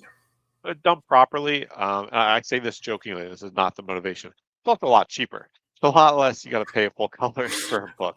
Hey, Again, I say that if you're jokingly. gonna save it, you're gonna pitch some pennies. I mean, there's Yeah, where you yeah. pinch your pennies, When right? especially as an independent creator, you got to watch your money. But no, this I think the problem is, and it's an often an issue with comics, and I think a lot of people who not all they come in with the idea of a cinematic approach to comics. Yeah. They come in with the idea of movies. You need to come in to comics with what make like when you're reading a novel, why is the Lord of the Rings, the Hobbit, like universally adored throughout time? Because Tolkien is so expressive in his prose. The words that he uses paints his picture. That's Hmm. the strength of novels is the ability of the writer to describe, to make you feel and taste and hear via words. Comics are taking that same thing, but you're giving prompts to an artist to then take that and then make it visual. And Hmm. I've been using the analogy, and I think it works pretty well, is comics are like a football team. As the writer, I'm the quarterback. I'm not making the final play. I have the ball. I'm either handing it off or I'm throwing it downfield. And once I Yep. give it to my skill player is then taking that ball and doing their own thing. It's no Yeah. longer me, the quarterback, with the direction. It's I gave it to my wide receiver. He's then reading the rest of the field, scanning the play, doing whatever with the ball, and Yep. making his own play. Comics is the same way. Here's my script. I'm handing it off to you, the artist. It's your job to then interpret it in the way that you Yep. see. And to do that as a good writer, I have to know what is going to one, make the artist happy, because artists, You don't Alan want to Moore make is, them upset because your art will look you know, like booty it'll look hole. like crap. Well, that's what Yeah. a good point is, and this is something that I read in Dirk's Right or Wrong, was like, you don't want to make them an art monkey. Alan Moore, yes, Alan Moore can put in his script, I want, this many little dots on a single orange, and I want it to be in this corner with this. He's Yeah. Alan Moore. But he's I'm fucking not. Alan Moore. Yeah, he's Alan. He can Yeah. get away with But that. Alan I Moore can't. has that eye Yeah. for that kind of stuff. He knows what he wants to see when his words go onto that paper with that art, with that color, with that shading. I do not, and I am okay He knows. saying that and being like, "You're the artist. You know better. Here's how I see it. Please interpret it in the best way you think it's going to work visually, because that's your strength. My strength is the structure, the story, the direction, X, Y, and Z. Yours is making it happen on the page. So that's where I think you don't see a lot of those color things or playing around with things experimentally, which is why I'm so happy to see and hear that Free Planet is so good, because reading Aubrey, I'm like, yes, this is what I need to do. This is what He's I so need smart, to dude. He's. I think I don't want to blow smoke up Aubrey's ass because he's so damn good, right? Yeah. But he's just one of those guys like I never heard. Well, I think I had seen him on a couple of other things before Free Planet, but Free Planet to me is like kind of like, oh, Free Planet just cemented him in my list, right? Like I see his name now on anything else, I'm gonna be like, you know what, it's Aubrey's. Let me give that a try, because if it's half as good as Free Planet, it's freaking good. Yeah, it's gonna be great. And he's very interactive on his social media, so if you at him, you're probably going to get a reply from him. So just putting it out there. Well, I actually, when I was still on Twitter, when his early Kickstarters, the Kung Fu guy won, the Beat Bros. Like I backed a lot of those. I talked to him. I asked him questions. I met him at a convention once. He might even remember my name. I don't know, but I've interacted with him a few times. Not in a long time. I'm hoping at a convention I can stop by and just kind of thank him. Like there's very specific points in my career that I can go, this really influenced me in this way. Russell Nolte, he influenced me in a certain way of how I approached the business, where I read it. This is like 2014, 15. It took me forever to get to. He was always like, if you want to be a successful creator, and this is something you find from any business person, it just happened to be, he was the one who said it. So therefore it's stuck in my mind since. Yeah. You need 3 sources of income, because if any leg drops, you still have the other 2 to stand on. And he was like, I have this business, I have my writing, and I have this, and this is how I stand on it. It took me years to get to the point where I had my own business. It's not a leg to stand on, but it has the future to eventually reach that point. And I got my full-time job, and then the third leg would be comics.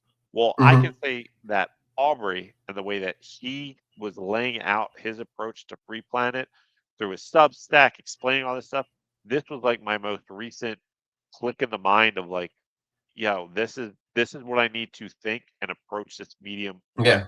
My more recent ones have definitely been Tolkien, and like I was a big Lord of the Rings fan, but like really diving into the way that he approached stories, the way that he views stories, his philosophy, his concept, his theology, his. Just remember, the Lord of the Rings and that whole freaking trilogy is a giant love story to his wife. Yeah, I mean, and that and his love story to his wife, love story to kind of his faith, and a love story to kind of his love of mythology.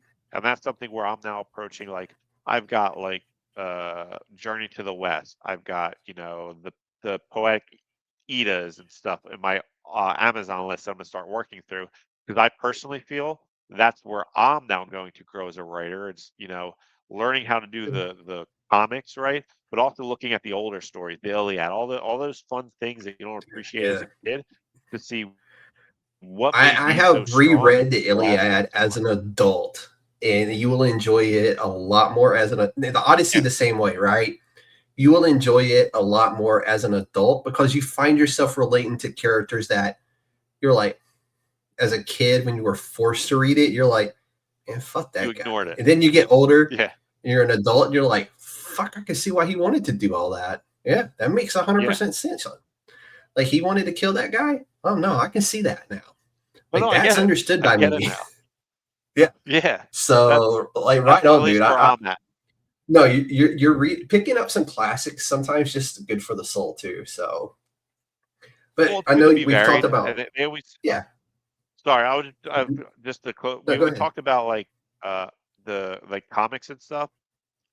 If you're anyone, this it's funny. Like you see the trends where they go like this, and you start at this point, and then you basically end up coming back. Like when you first start writing, it's like write a lot and read everything you can, and then you get away from it. And I got really funneled into just comics. Well, now that the other end, it's like I need to read a lot, and I need to read Mhm. other things from other mediums to Yeah. then strengthen the thing that I'm doing. So that's where I'm at in that journey to kind of Yeah.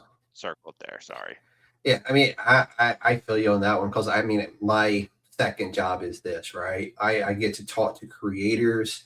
I get to learn a different things almost every show, right? Like what works for one person. I'm like, oh, I might give that part of that a try because I kind of like what you're doing there. You know, I'm not telling them this obviously, but you know, down here I'm like, yeah, that's a good fucking idea right there. Let me get that. You know, and it's just you take those tidbits of information and you kind of like, can you apply them to what you want and what you want to do?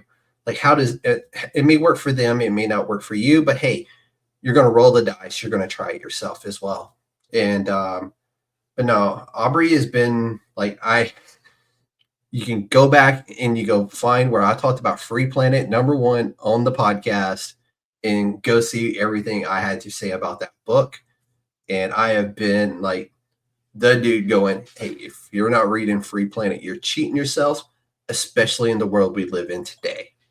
Well, I'm gonna now that I know there's a trade paperback, when I go to get take my son to get his pull bin, I'm gonna see if the trade's there and I'm gonna pick it up because I am genuinely excited hearing that. No, I do believe they dropped the first just like a month ago maybe. But earlier you talked about Martin, who was your artist, but you also have Dave Lentz as your letterer, and I think Drena yeah, is your editor on this. And that's kind of like, especially Drena as your editor is really like putting that final stamp. I'm like, okay, now this is ready for production. And they're also the person that kind of like, hey, what the hell's this? You know, like I see what you're trying to do here, but I think you were trying to do this. Like you need to get that to here, but you got to clean up some stuff right here. And kind of like, how did that whole team kind of help shape this book into what it is or what it will be when it, you know, is ready to go? Funny that you say that because Drena does a lot of work with Joe, or Drena does a lot of work with Drena. Drena's been his editor on a lot of projects, and he nicknamed her the boss. So he always jokes about the boss told me this. The boss. A good editor should be called the boss. I've taken that it's appropriate. And called her the same thing, the boss. So that's like an inside joke about Drena. We're not talking Bruce Springsteen here. Yeah, not talking. We're talking Drena Joe, okay? Yeah. So Drena's great. I met her at a convention with Dirk. We started talking, and then as I started, this is probably like 2017, 18-ish. As I'm starting to build out these projects, I'm like, the next level for me as an artist is whether I like it or not, I need to pay the extra money for an editor. That's going to take me to the next level. So I reached out to her. You know, we kept in touch. You know, she liked my ideas, et cetera, and she took me on. And I feel really good because I know Drena doesn't take everyone on. It was a combination of professionalism, how I carried myself, and then, you know, just lots of other little things that I had done that noticed her, and she was like, yeah, I'd love to work with you. And since then, she's been on a children's book that we have ready to go. We have pitch pages done with an artist. He's the artist for Fred, or his name's Fred Stressing. He is the artist for Rick and Morty. We have like 6 to 8 pages already completed. Fred's great. So we got to find a home for that. That'll be potentially a source point book in the future. We'll see. Fingers crossed. If I pitch it. She worked on that script with me. She worked on the Mafia versus the Klan. She worked on another script called Spirit. It's a supernatural book. That's a lot of supernatural books. You know, they're focused on a mature audience. I've described it as the anime Soul Eater meets Mike Magnola's BPRD, but it's focused on teens. BPRD is so good. Oh, he's fantastic. Criminally underrated. Documentary on him on YouTube, and I already liked him before, but now I went from like I like you to holy crap, I love you, you're amazing. Yeah, So dude. I'm like my level of fandom for him has greatly increased after this documentary. Yeah. But talking to when at the time it was my agent, and then talking to Dirk, who I was doing some consulting with, he was like, "Hey, all these books that everyone does their supernatural book, they're always focused on adults. Why not focus on teens? Like something that your daughter would be comfortable. Because sometimes you get a lot of sexuality, a Yeah. lot of adult themes, and like, I was a kid. I read stuff I shouldn't have done. But if you're going to market it, like, why not make it directly for Yeah, teens? young adult So teens. that Yeah. young adults, PG-13. So that's how that developed. And Drena's been on that. We're actually revamping the script a little bit, trying to get that as my next project for next year. But she's great. She's a lot of good feedback. Uh, Hmm. every page that Martin goes through. So the way that the process works is Martin will send me a thumbnail, a general concept for the page. I'll go, cool, let's do it. He sends me a finished page. I look at it. I send it to Drena. She either okays it or goes, hey, change this, fix that, whatever. We okay it. He okays it. He moves on to the next one. For the script, I mean, she's been fantastic. She's really helped me direct things. It's Yeah. writing is so much of a funnel, and you get so lost in what you are Yeah. doing and your own little isms and your own little bubble. Yep. You need that outside voice, but you need an outside voice that you trust and that has, Yeah. again, good vision. Adding to the football, metaphor, you're Yeah. the quarterback. You can only see so much of the field. That you have one spot. Yeah. Your head coach, your offensive coordinator, the people on the sidelines, they have a whole other vision of the reads, the way the defense is Mhm. reacting. That's what an editor Literally brings there to you. to kind of like, hey, dude, Yeah, like, where direct you it at this with way, this? Like, change what are you this. Yeah, doing? Yeah. she To is, make sure and you're on the topic you're supposed to be on. be on topic. That doesn't make sense. Or, how Hmm. is this needle threading here? There's so many elements of having that outside voice. Yep. And Drena, she doesn't talk about, she's worked in other industries, editing and doing scripts and stuff like that.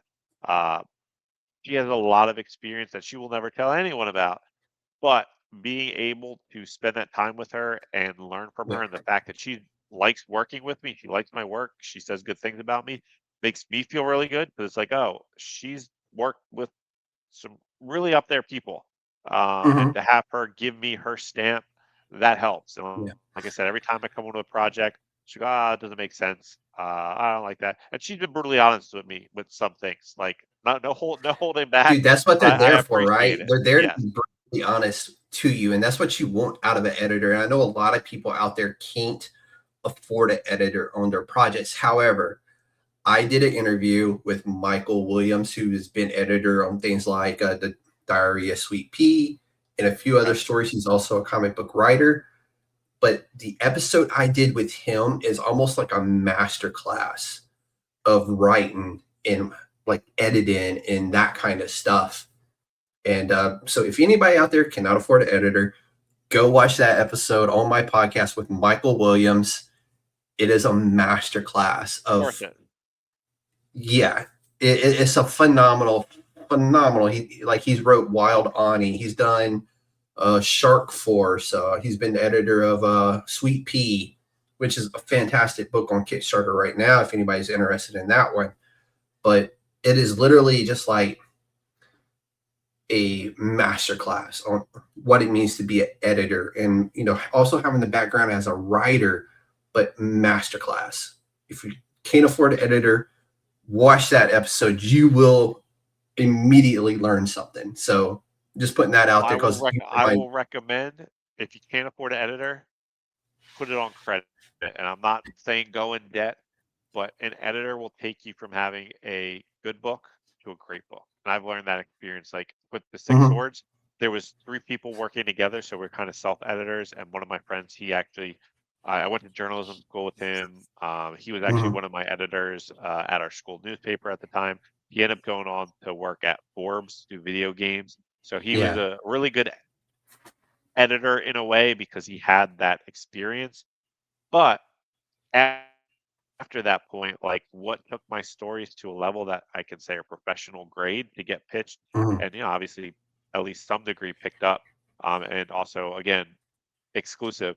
I got a second book signed contract for Source Point. I'm not going to say what, that'll come in the future. So I have 2 titles that have gotten picked up. So that'll be a future interview. Oh To yeah. get to that point is only because I had an editor. So if you've got to change money or find a way, or even take longer to, you know, Yeah. put It's out worth your it. work, get the editor. It's worth it. It will get you Hmm. from being like, hey, I can't cross this finish line to actually crossing the finish line and then some. Yeah. Even if you like, I've said this many of times on the podcast. I am here. I am a resource. I've literally interviewed almost 100 different creators out Yeah. there. I may or may not have learned a thing or two over the last couple of Maybe, years of doing maybe, what I right? Just a do. little bit. Yeah, Just maybe a a little little bit. bit.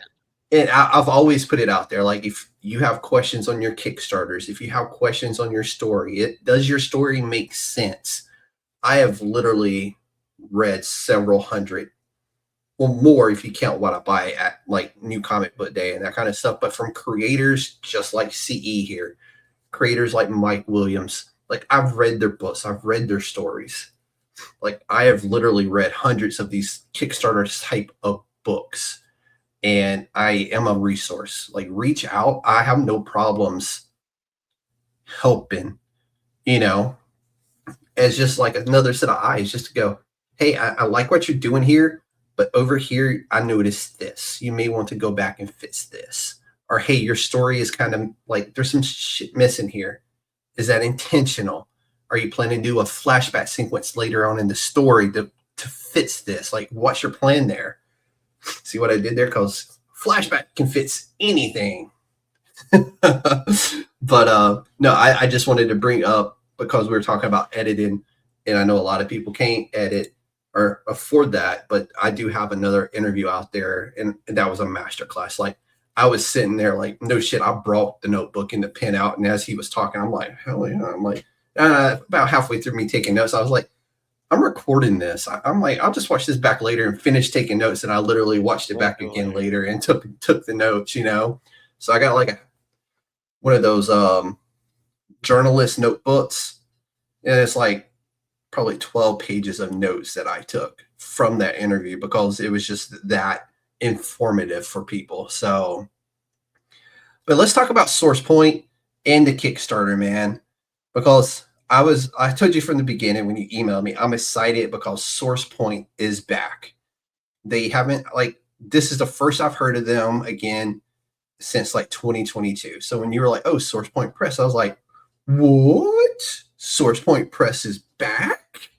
Come back. Because I remembered all the books in here, and I was just like, if they're producing anything similar to what's in this box, I'm all in. And now that I know it's graphic novels, you know what?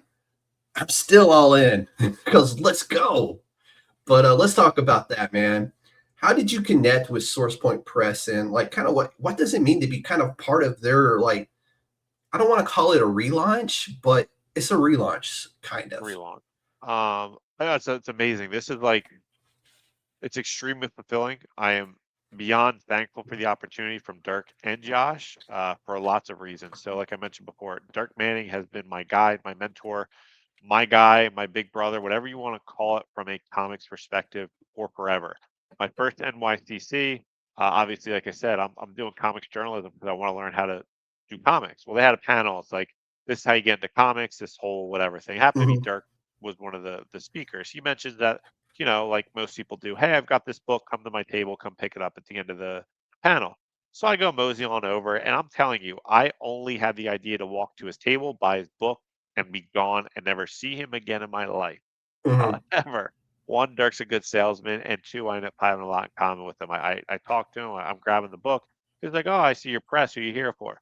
Now, I don't want to say ain't it cool news, because depending on who you are, gives you different connotations of ain't it cool news. So I was like, kind of sheepishly, shyly, oh, you know, I'm here with ain't it cool news, and I'm trying to like get away from the booth. And he's like, I used to write for ain't it cool news. I was like, oh, really? And we start talking, and it's like, I'm going to school for journalism. He's like, I was a journalism major. I was like, really? It was.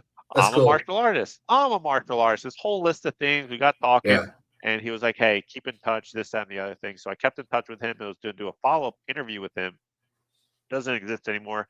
It was called like NYC, like after something or whatever. They Yeah, basically yeah. did like mid-year a comic convention, like a super tiny one, right off the Hmm. docks of the water. I forget whatever it's called. So I met him there. Relationship continued. Convention, doing interviews with him, backing his Kickstarter, paying the extra money to not only support him on his Yeah, Kickstarters, because he would have like consultation, like I'll read your script thing. I did a couple of those to support him, but also to learn from him. yeah, Built the relationship. He always had excuse me. He always had yeah. this saying where it's like, if you're going to a comic creator's booth and you want advice, buy their book because you're paying for their time. Like that's like just a nicety to A do to them. hundred Like percent, a hundred ask him percent. whatever you want, but buy their book. And that's kind of every time I made sure, even though we're friends and we've got a close relationship, you're here to make money. I'm going to support you. I'm going to buy your book, and then we'll talk. And Yep. that's kind of the And relationship. I see so many people though, like they'll go to the booth at a Comic Con to see an artist or a writer, and they'll bring books with them, which is great. Yeah, A lot of creators will sign 3 to 5 books or whatever. Just yeah, like you're a fan, they want to meet their fans, they want to interact with the people, buy in and supporting their stuff. I'm always been like, if I'm going to go to their booth and I'm going to talk to them and tell them like, hey, I really like what you're doing with X, Y, and Z, I'm going to buy something from them anyway because it's a respect thing. I respect your time enough to A, pick a book from you, and C, B, I want you to sign like my books that I brought with me, and then just have a quick like conversation. It's always been about a respect thing, and it's like a courtesy almost. Like I'm not just going to drop a stack of comic books on, an artist's, table and be like, hey, sign this. free No, while you're trying to sit there and work and make sales, and that's how they make a lot. yeah, But that's how I ended up meeting up. Source Point is as I came out with the Six Swords. Excuse me, Dirk started working with Source Point for a lot of his books. So when I would go to conventions, I'd go there to talk to Dirk, but then I would meet the Source Point guys. I met Josh, I met Travis, I met Drena, and all these different artists and creators of that time period. And like I said, I pitched the Six Swords to them through whatever yeah, their publishing thing. It got denied, but I still kept in touch. I love the guys. I love their energy. I mhm, loved everything about them, and it was on my bucket list. Like I want a book to come out with Source Point. Fast forward, I know Dirk. I'm talking to you. Stay in touch with Dirk. yeah, Here he became the publisher. Hey, congrats! This is awesome. And I'm just like, hey, in the future, I'm gonna pitch to you. Like, what are you guys expecting? He told me, he's like, look, this is what we need from you. You get me this, we'll have a conversation. I was like, cool. So my plan coming into this year was I'm going to get the first issue of the Mafiaverse KKK made. We're going to do a Kickstarter for a floppy. I'm going to recoup back my costs. Then I'm going to do the second issue. Same thing. Third issue, same thing. Fourth issue, same thing. Then we're going to go to the graphic novel because that's the only way Source Point's taking it. I was very, very cognizant as a father and a yeah, family person who's got to put food on the table and on an idiot young 20-year-old who can waste money. That's money that goes to my family. I can't yeah, do what I did with the Six Swords. I need to be very frugal, surgical, and make sure that I'm making my money back. yeah. I wasn't going all in with this book. Well, I start putting up pictures. I start, posting and doing the marketing I have to do. I get a message from Dirk. He's like, so when do you think when do you think that book's going to come out? I was like, oh, I don't know. That depends on the question. Well, he's like, look, if you can get me a graphic novel, I think we can have a conversation about, That's legit. pitching it. So I was like, all right. And then that it prompted a long phone conversation with him about what he needed, his thoughts, Yeah. this, that, and the So other what thing. was Source Point Press's like what did they want to see from you as a Yeah. writer when you did the pitch? Because I know a lot of places are different. Are Uh, they're different but very similar in that regards. They want to see panels, they want to see yep. lettering, they want to see your story, maybe some of your outline of your story, and basically they want to get you to give them the 5-minute ballpark, like pitched to me. Yeah, so and anyone can look at this. It's all on the Source Point website. So you'll see like their entire like A, B, and C. Mhm. This is everything we want. This is what we expect. It was basically like 5 to 10 pages of completed pages. So they want to see letters, they want to see art, they want to see all that stuff. They want to see what is the script, what is the direction, how many pages. So I put together the whole thing with Martin and Dave Lentz, who's the letterer. We got a cover, we got our pages, we got everything set to go. I think it was either 8 or our first 10 pages. I can't remember Yeah. the exact number off the top of my head. So did you do a Completed. mix of completed pages and unfinished pages as well? No. So it was our straight completed pages. So whatever their list on their pitch package was that they have on their website, so this is professional advice again. Not that I'm anyone to anyone. There's 2 things you will learn as a creator: professionalism and money. Money is what makes everything work, because this is my analogy for comics is writing comics is throwing money into a fire pit till you throw enough money that it snuffs out the fire, then you start making money. The other thing is professionalism. I get really annoyed, and I know other people talking to, again, it's something I learned from professional creators. If I put up an ad on, we'll say Facebook, I want an artist for this kind of style, email me at this address with your art. I want to see your sequentials, not covers, sequentials, and X, Y, and Z. And if I get a Facebook message from someone or a Facebook comment, and it's showing me a cover, and it's showing me this, and it's nothing that I asked for, followed none of the directions. This is the I understand face. Yeah, so you get it, and that's when you are pitched to anyone. If they say, and I'm making something up here, if they say they want the page 30 and they want it in lines, and they want page 29 in colors and page 28 in just letters, you do exactly that, because that is what is being asked of you. And yes, comics might be creative and it might not be the same as a 9 to 5, but it's still business, it's still a profession. And if you can't follow those basic things that they are asking for, they can't rely on you to make a book. They can't rely that you're going to be, on task when they're like, hey, you have X amount of days to produce this, or on this deadline, or we need this change, or whatever it is. Mm-hmm. Those requirements are there because it starts off with that professionalism, that this is what we need. If you can follow these rules, you're already like 50 steps ahead of everyone else, because no one else follows the rules. So whatever was on that, because they're going to be investing money into you in the hope that they're going to make their money back off of you. So I mean, following instructions is like one of the simplest things. Like read the instructions. But when you were talking about emailing and stuff like that, I was like, dude, like, I know exactly how that feels.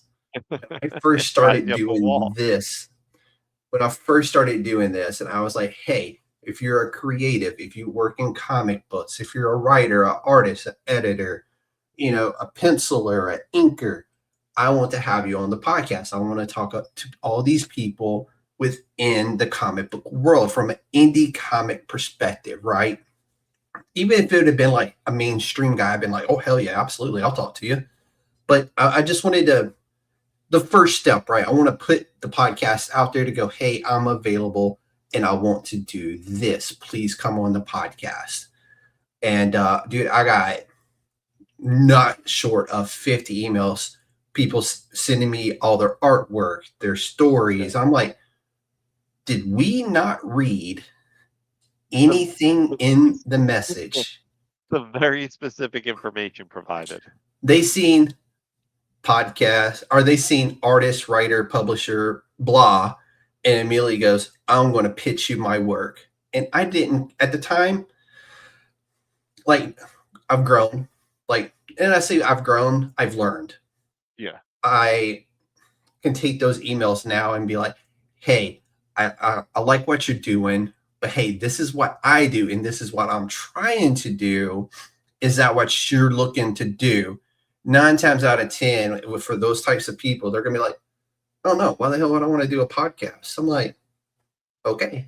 And I have not seen from them, heard from them, seen them post anywhere, and I will look. I will go back and I will look, okay? And I'm like, oh, well, if they would have probably did that podcast, then they may be getting work. They may be getting work that pays them instead of them sitting in their house doodling or drawing and practicing and writing and doing these things. They may have some jobs lined up, or they may have work lined up. And it's just kind of like a long way of saying, please read. Please read. Please read. Especially with pitches. Like I said, anyone who wants to pitch the source points, since we're talking, read what they say. They are very transparent, and Dirk will say to everyone, and Mhm. has been on all the podcasts and events that he's been doing recently since the revamp, is we're very transparent, but please read, and you'll see it all there. So it was really him approaching me. My wife, we had a conversation with my wife. We both kind of uh, took our time. We thought about it. We prayed about it. We did the whole process before. We both came Mhm. to the same conclusion. She was okay with it. I was okay with it. So I was like, all right, I'm all in on this. I put up the extra money to do a full book. So again, 110 pages. You can imagine it's a bit of an investment versus the smaller 22 working your way up. Yeah. But again, the whole process, and I put together the pitch package. It got accepted, and that's where it's been at. But I wouldn't have that relationship had I not taken 10 years You, to build a relationship with yeah, Dirk. you cultivated that relationship. You And not you just bought him. his books. You supported Yeah. his books. You supported his work. Well, And not just him. I'd say Josh too, because I'm going yeah, to the booths and they know me as a person. They know I'm professional. yeah, They know it's not just like Dirk's the final say because Josh owns the company. It's also knowing this guy's been at this for 10 years. We know he's not going anywhere. We're not going to get him for yeah, a period and then he falls off the map. That's the thing that a lot of people in comics, I feel like it's lost because it's going back to the email thing. Yes, comics are creative, and creative we can do sunshine and butterflies and la la la whatever. mhm, It's a business with money. People's jobs, lives, food on the table depends on it. Professionalism, showing up on time, being on deadlines, not acting like just a crazy idiot. It goes a yeah. long way because they trust you that, hey, we're not going to lose money And out on you. and what I learned many years ago, if you're given a deadline, let's say 5 June, I'm going to have it to you well before 5 June.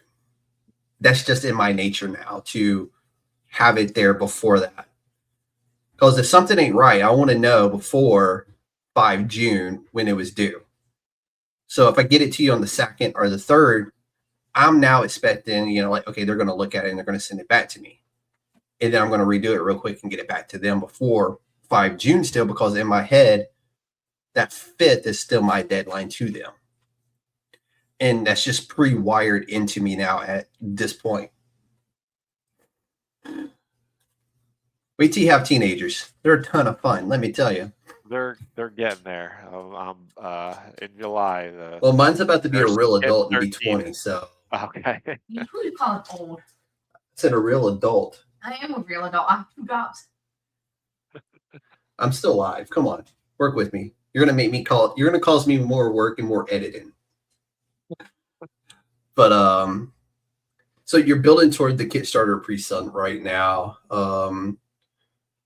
How is that looking? And B, why was Kickstarter the right move for this project? Or is that like how SourcePoint Press and many other, I've seen small publishers are kind of going that route. They will help you with the Kickstarter process and kind of like work it that way with you, but you're the man up front.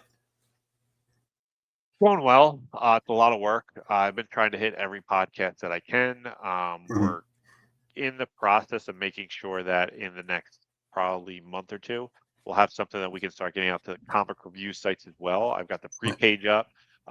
Having done 2 Kickstarters before, part of it's called Comics Launch. For anyone who's looking to do comics and do Kickstarters, Comics Launch is a great step-by-step process to tell you everything you need to do about Kickstarter, metrics, here's how you build your page.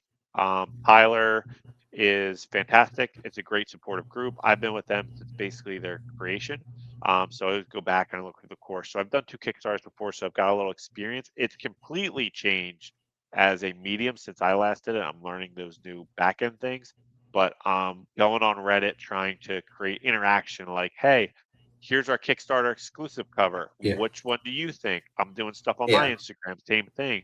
I've got my Substack going constantly. And every interview I go or every interview I do, I'm creating a post on Substack. I'm pushing. If you know anything about sales and marketing, you need to see something about 20 to 30 times before someone's actually going to buy it.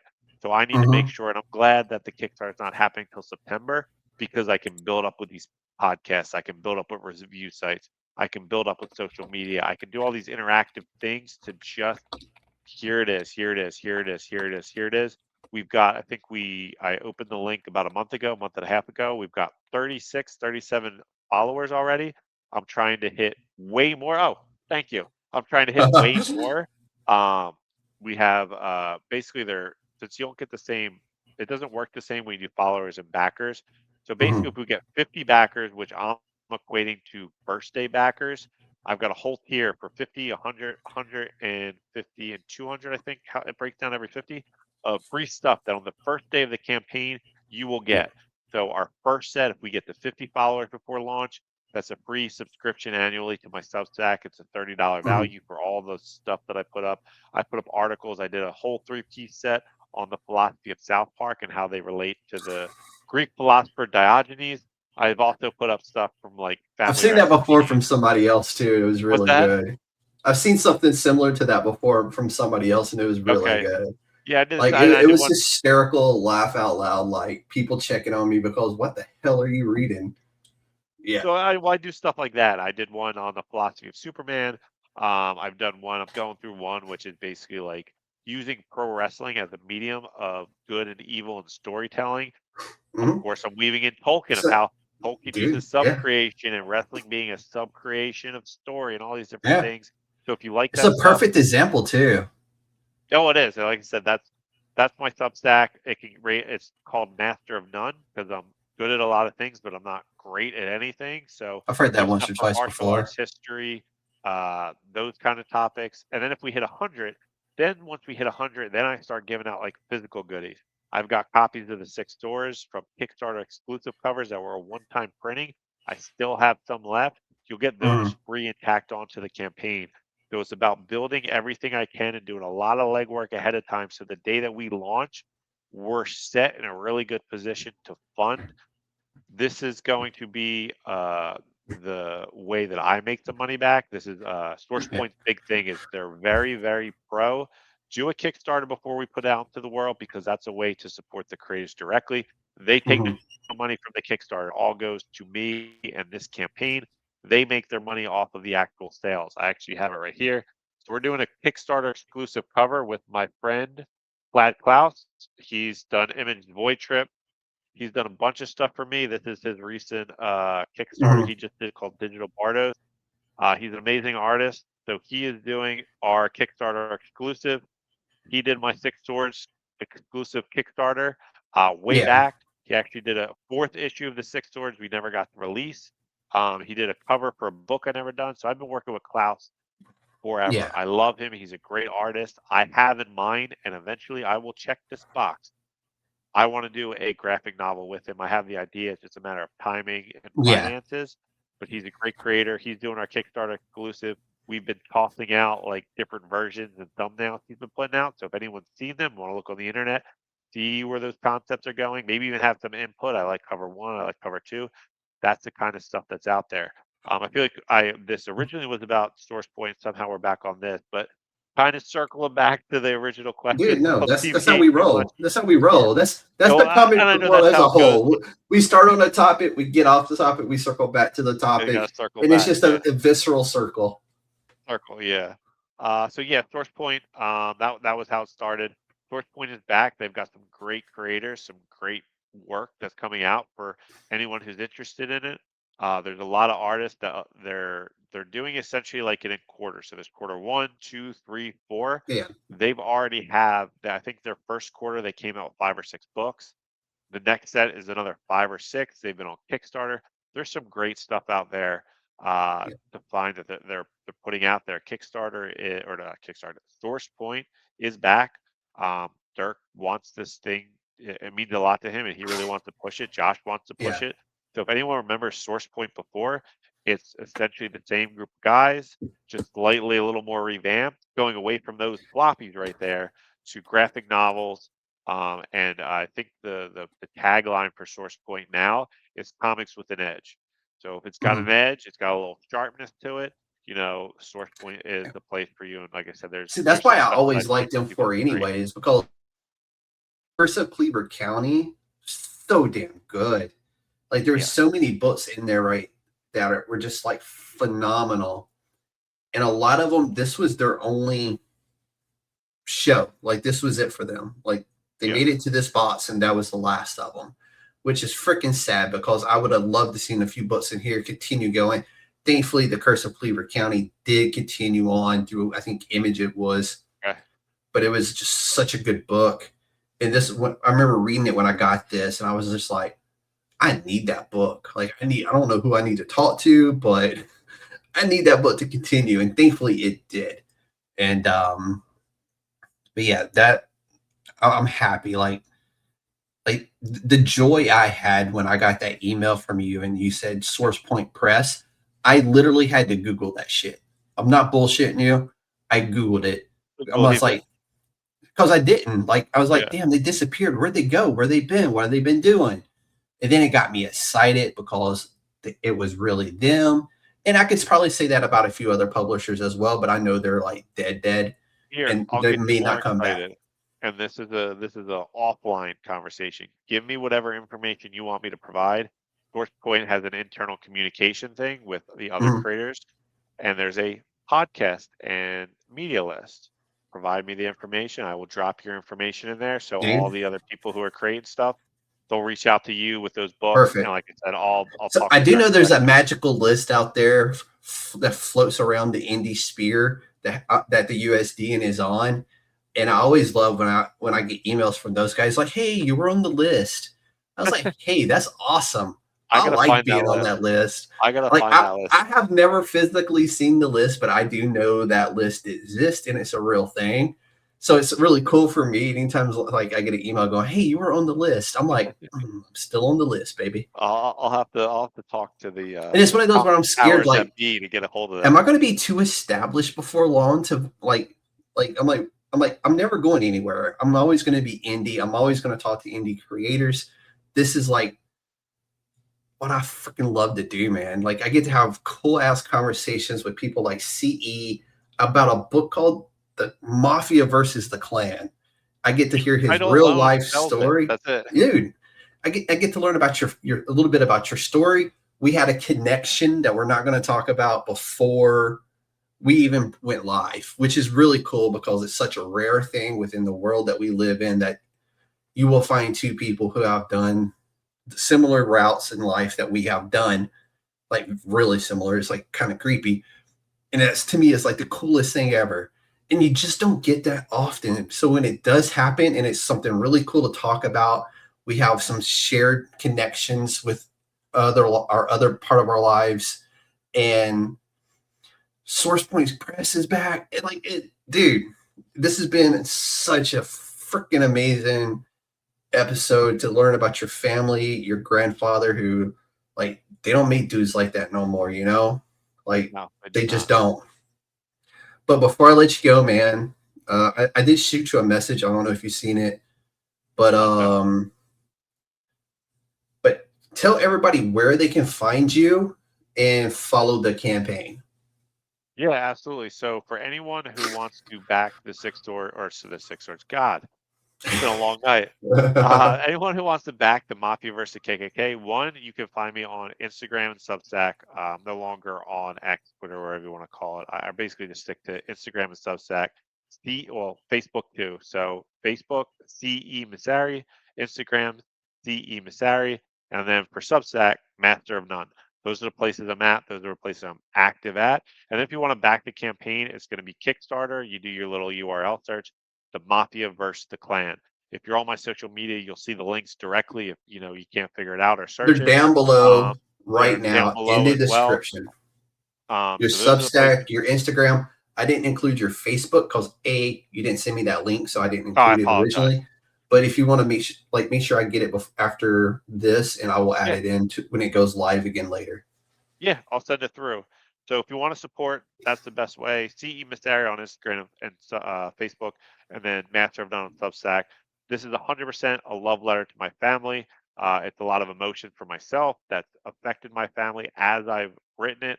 I really tried to stay true, stay grounded, and make it a sense of honoring and not something that's overly glorified, not just from an Italian American perspective and hitting at those stereotypes, but also just from a storytelling point, because it was very impactful and affected real people in my life.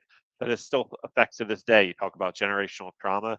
This was an event that had generational trauma within my family that I know intimately and became more intimate with in the process of writing it.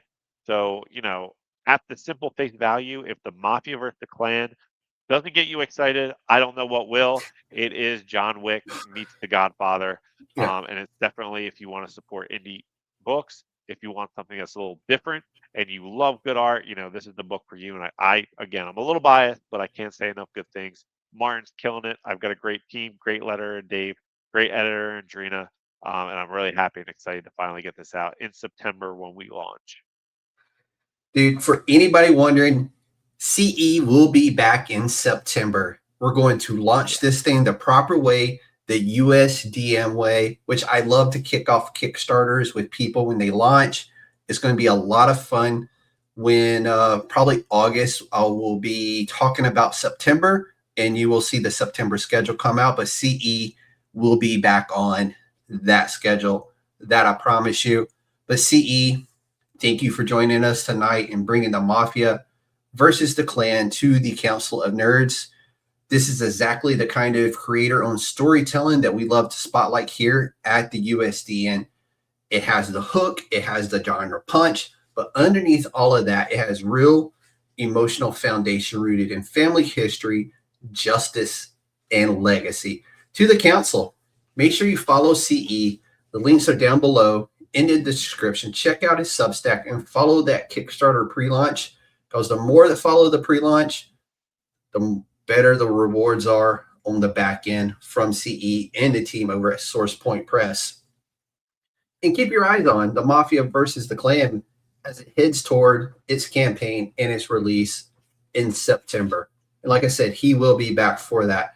Stories like this remind us that indie comics can carry history, pain, vengeance, truth, and legacy all on the same page. Ladies and gentlemen, the Council, this has been the USDN Podcast, where indie comics come to life. The Council of Nerds is now adjourned. Y'all be safe out there.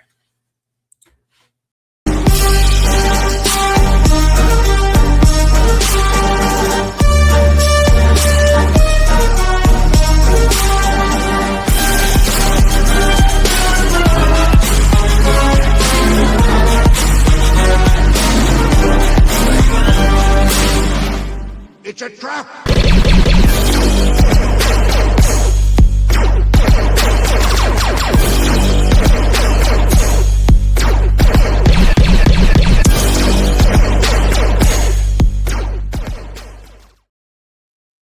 If you censored him. Hey.